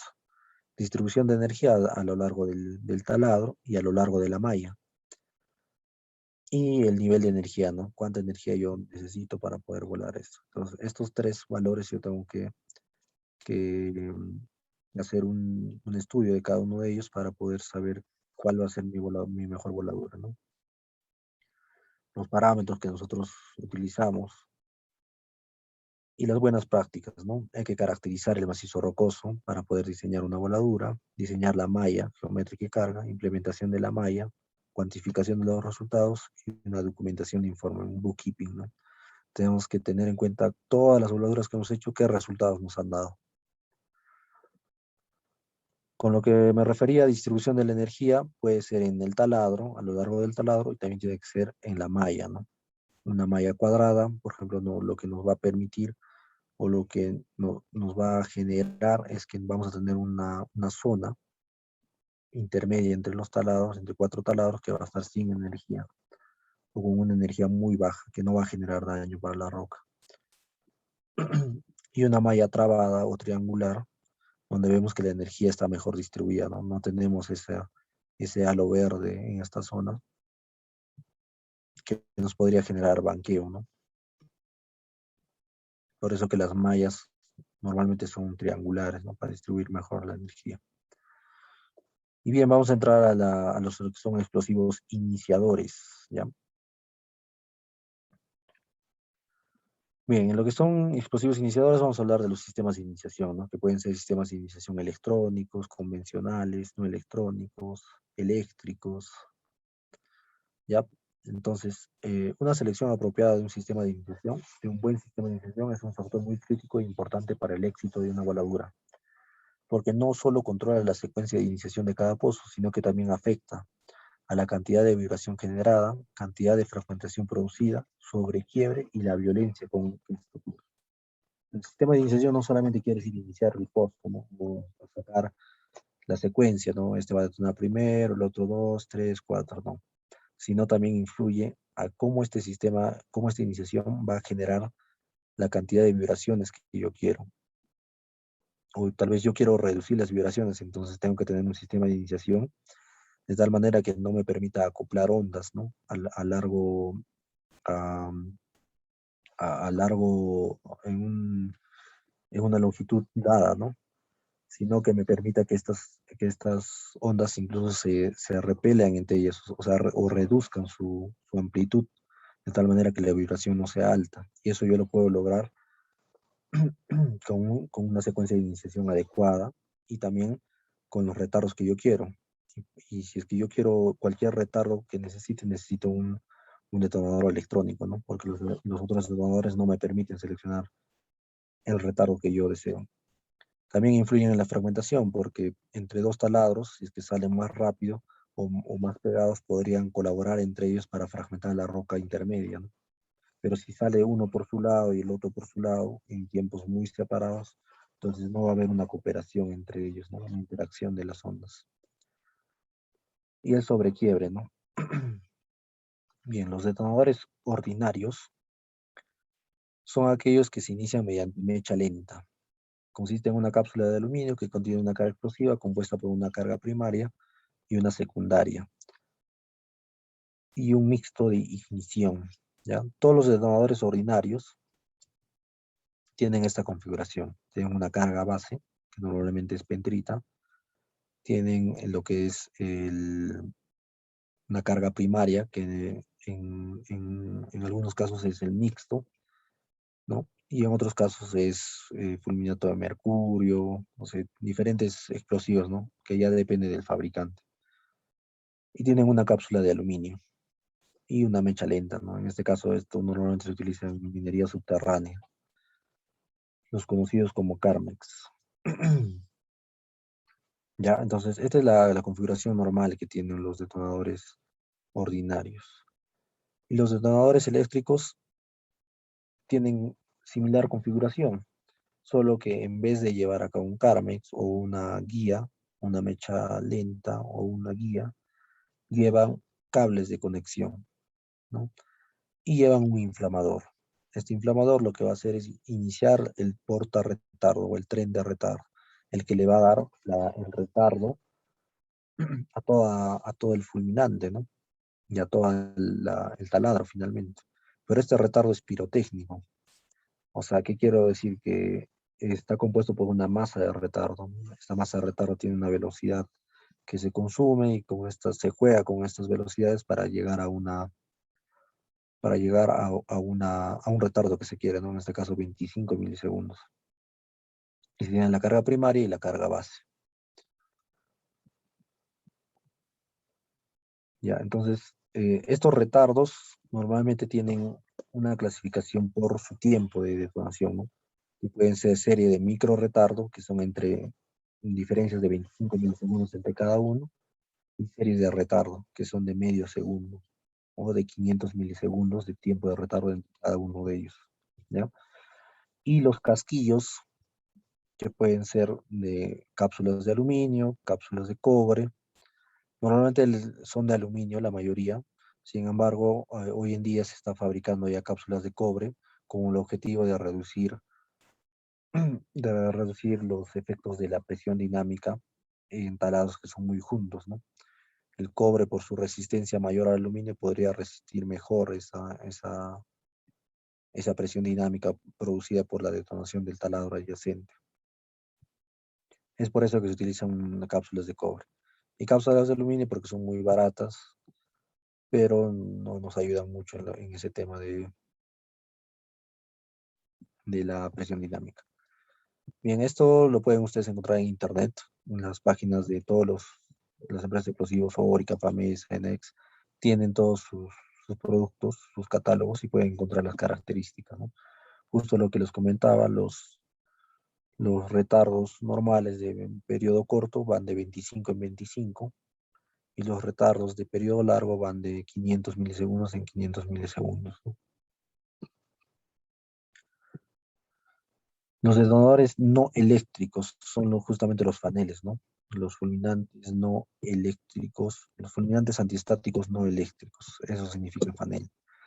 Pero en caso de los faneles no llevan una guía, o en caso de los Carmex no llevan una mecha lenta o una mecha de seguridad, no llevan cables, sino llevan un tubo de choque, ¿no? El tubo de choque viene a ser un tubo de plástico que en su interior tiene un explosivo.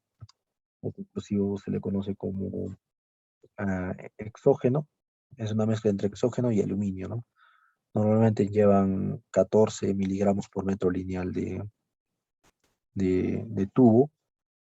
Y lo que hace este explosivo dentro de la tubería es poder transportar toda la energía de choque producida por esta y poder llegar hasta el tren de retardo y poder iniciar el tren de retardo mediante esa onda de choque, iniciar el tren de retardo, iniciar por ejemplo los 25 milisegundos de retardo y luego ese 25 milisegundos inicia el mixto y el mixto inicia la pentrita, ¿no?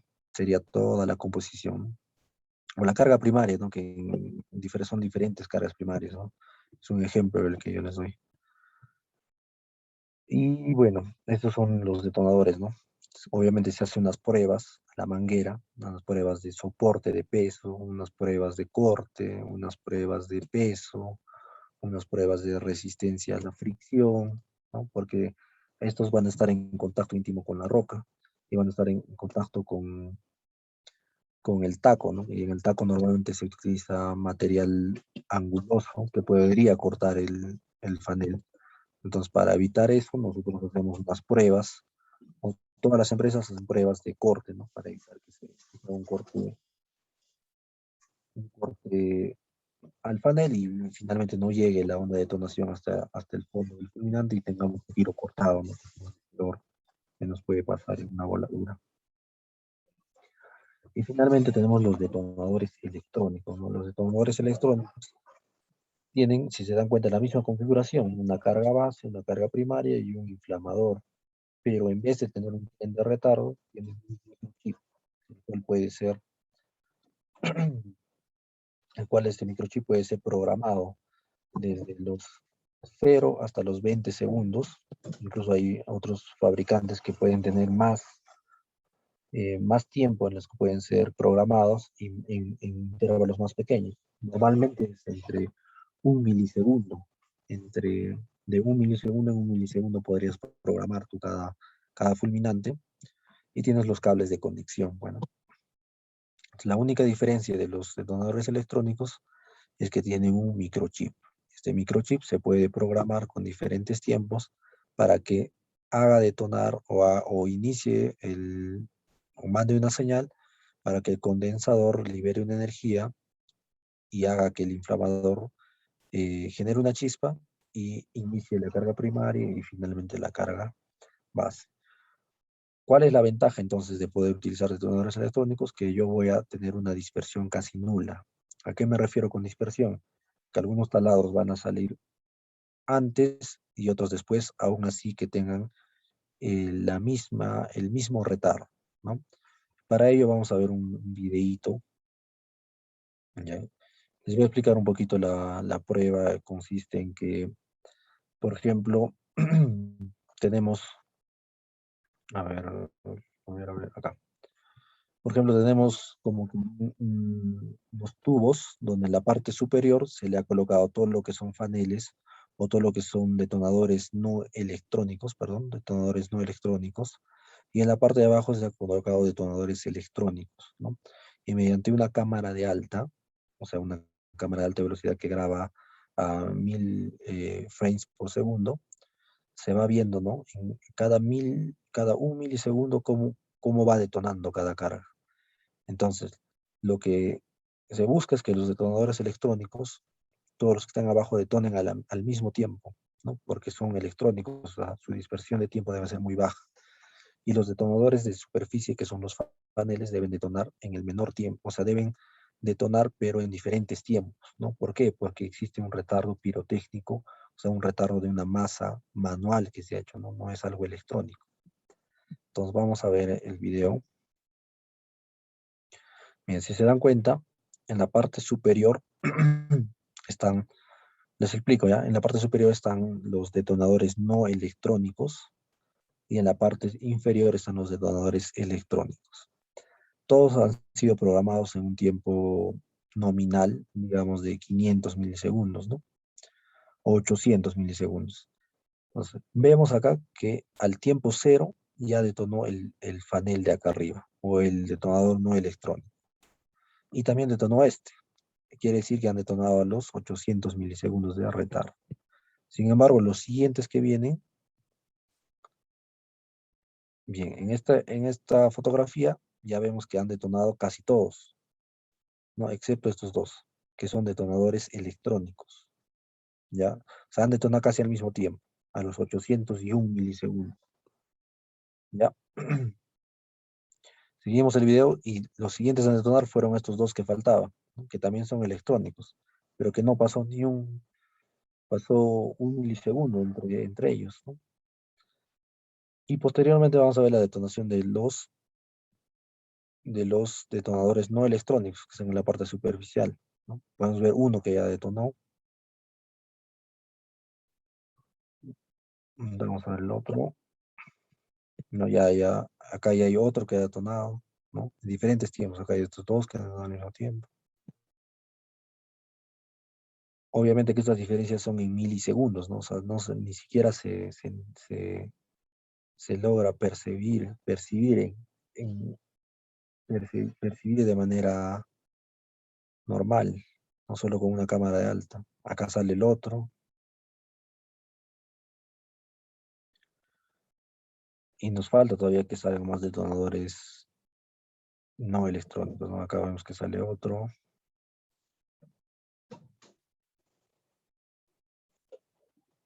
Y creo que sale por último este de acá.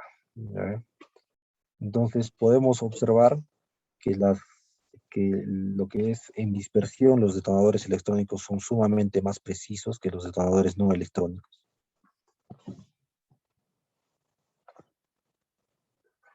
Ya, entonces, eso para que vean, ¿no? O sea, todos los detonadores electrónicos normalmente deberían tener una dispersión mucho más baja que los detonadores no electrónicos, ¿no?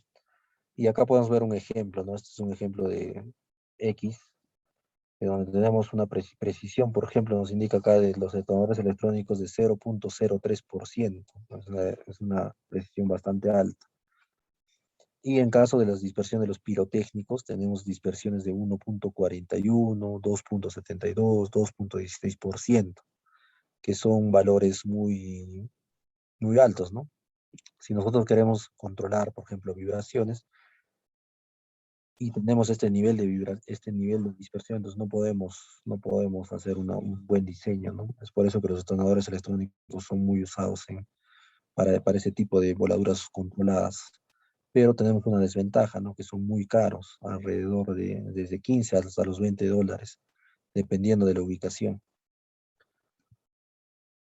Bien, entonces estos detonadores electrónicos para poder detonarlos necesitan una unidad de programación, como ya les había comentado, y también una unidad de disparo y una unidad remota para poder detonar desde un punto lejano, ¿no? Ventajas de los detonadores electrónicos.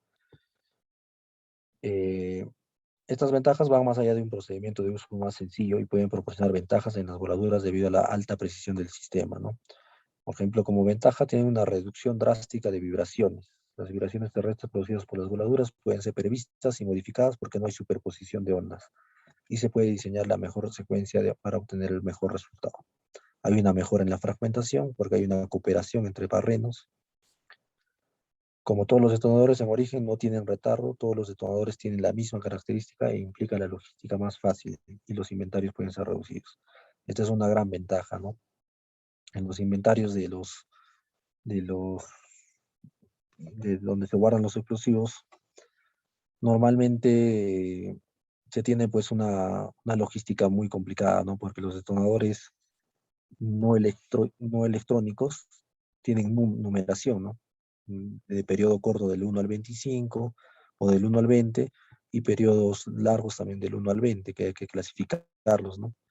Entonces, imagínense, son 40 tipos de faneles o de fulminantes no electrónicos que yo tengo que almacenar por tipo, en comparación de que almacene todo en un mismo tipo y ya cuando vaya a campo yo le voy a asignar su retardo, ¿no?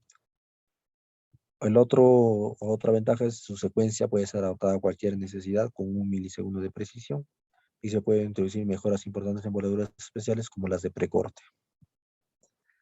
Desventajas, el precio elevado y la alta inversión inicial en equipos de programación y disparo. Bien, el cordón detonante es otro sistema de iniciación, bueno, es un sistema convencional. Lo vamos a tratar a rasgos amplios para poder acabar ya el curso. Cordón detonante no se utiliza mucho para amarrar toda la malla hoy en día. Se utiliza más que todo para amarrar el precorte, ¿no? El precorte necesita ser amarrado con este tipo de...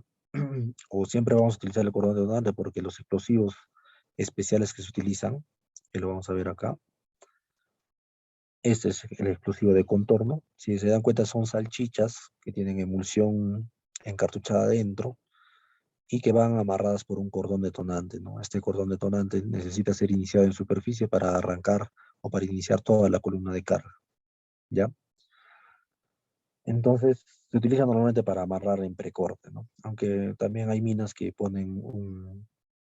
inician cada taladro de precorte con un electrónico, ¿no? Entonces ahí se reduce la onda o el ruido, se reduce el ruido. Sin embargo, lo normal es amarrarlo con cordón detonante, ¿no? En cordón detonante tenemos diferentes características.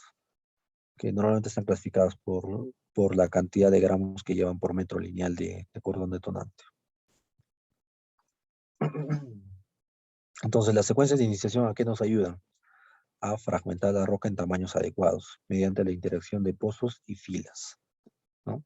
¿A qué también? A desplazar la roca y soltar una pila que se pueda excavar con facilidad, aprovechamiento de los gases explosivos, crear caras libres y minimizar el daño al talud, o reducir el confinamiento y las vibraciones. Entonces, una buena secuencia de iniciación, con una buena secuencia de iniciación podría lograr estos objetivos, ¿no? Bien, solo para comentarles, también se utilizan los retenedores de taco, ¿no? En este caso tenemos un taponex o conos atascadores de tacos, que son normalmente para poder ayudar a que el taco pueda retener más la energía dentro del taladro y evitar que se generen fly rocks, ¿no? Más que todo es para poder retener la energía dentro del taladro y ayudar a la fragmentación. Póngase ahí.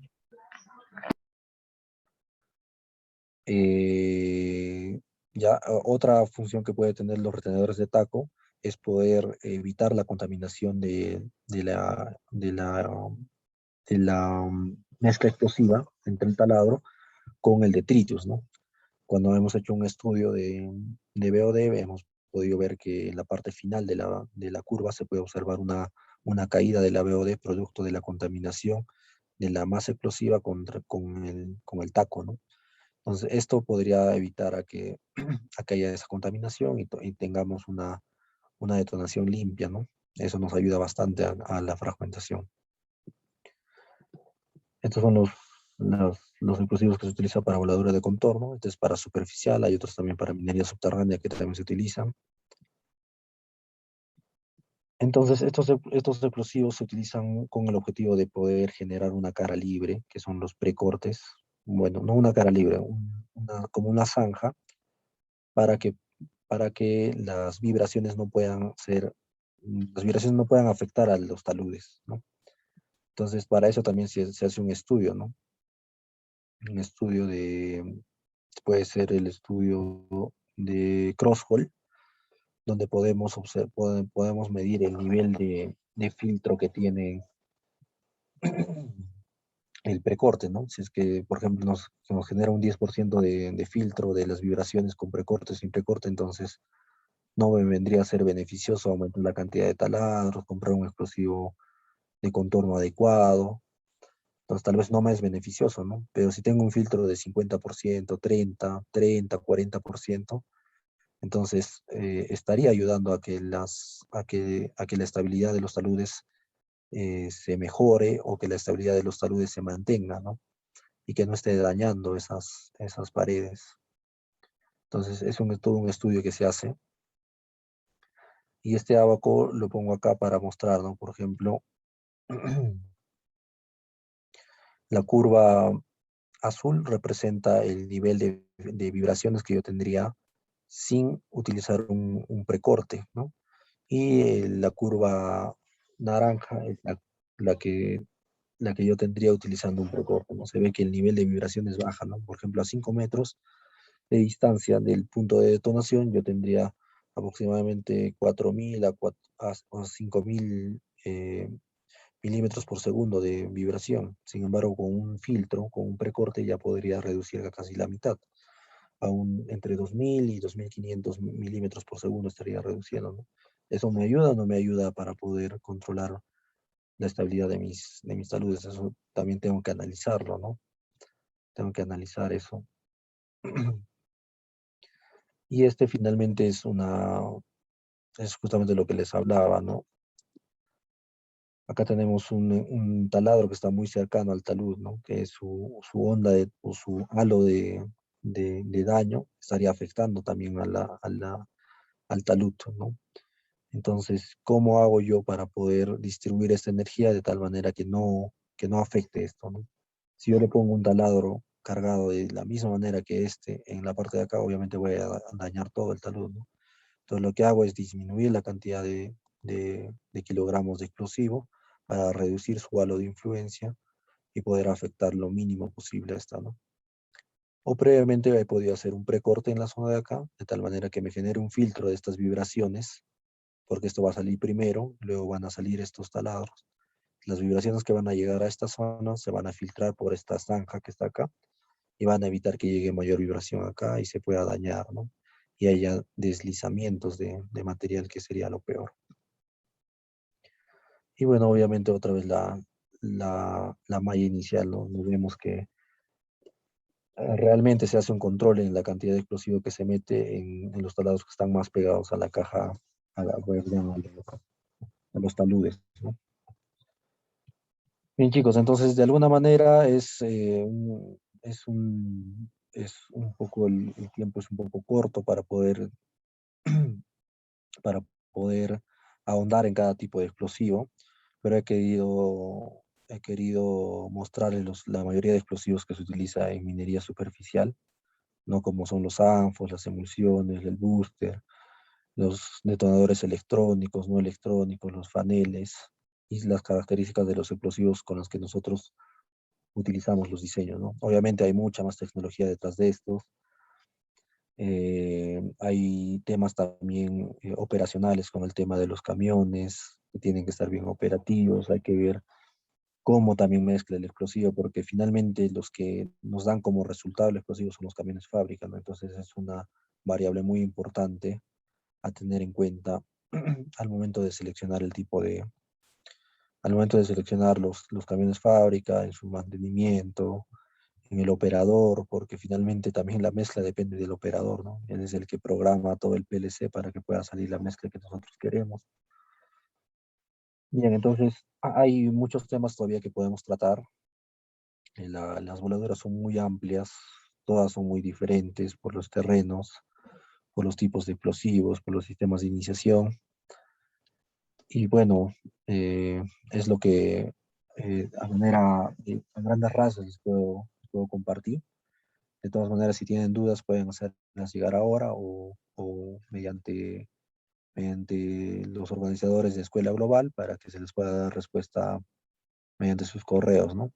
Si desean información, igual pueden contactarme. Y si desean alguna aclaración del tema, también pueden contactarme, ¿no? Bien, de mi parte sería todo. Si tienen alguna duda extra, pueden hacerla llegar ahora, ¿ya? Sí, ingeniero, tenía una pequeña consulta. Ahí en esa diapositiva, bueno, por lo que veo, estaba viendo las características y la altura del taladro, lo pone como 15.5, ¿no? Y digámoslo así, estaba viendo la carga y todo eso, suman 16, ¿no? Y ese 0.5, ¿qué vendría a ser? Por decirlo así.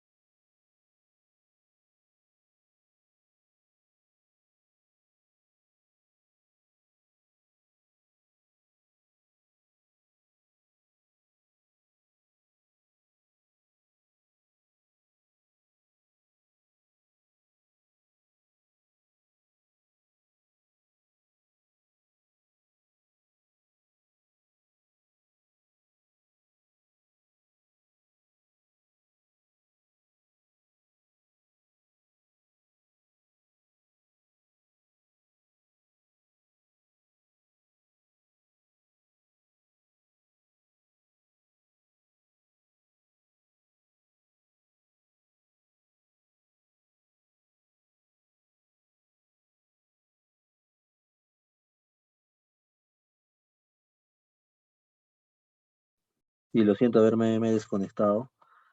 ¿Podrías repetir la pregunta? Me dices que hay un valor de 0.5 a cuál corresponde mi...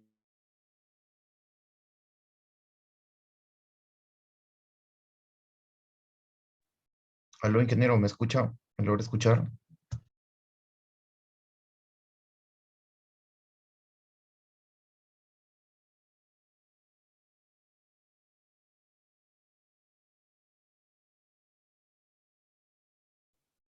Hola, el compañero que hizo la pregunta, a ver, por favor, podría repetirla para darle respuesta.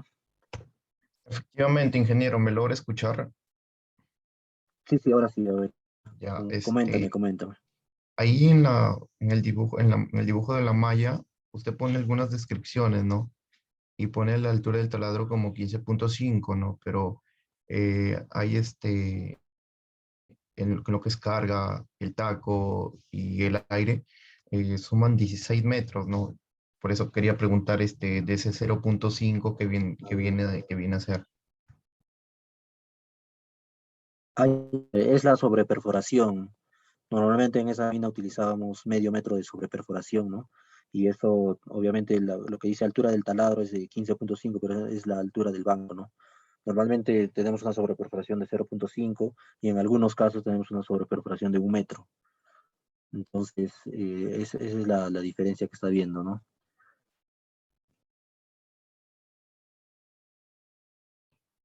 Correcto, ingeniero, muchas gracias. Ok, otra pregunta si tendrían.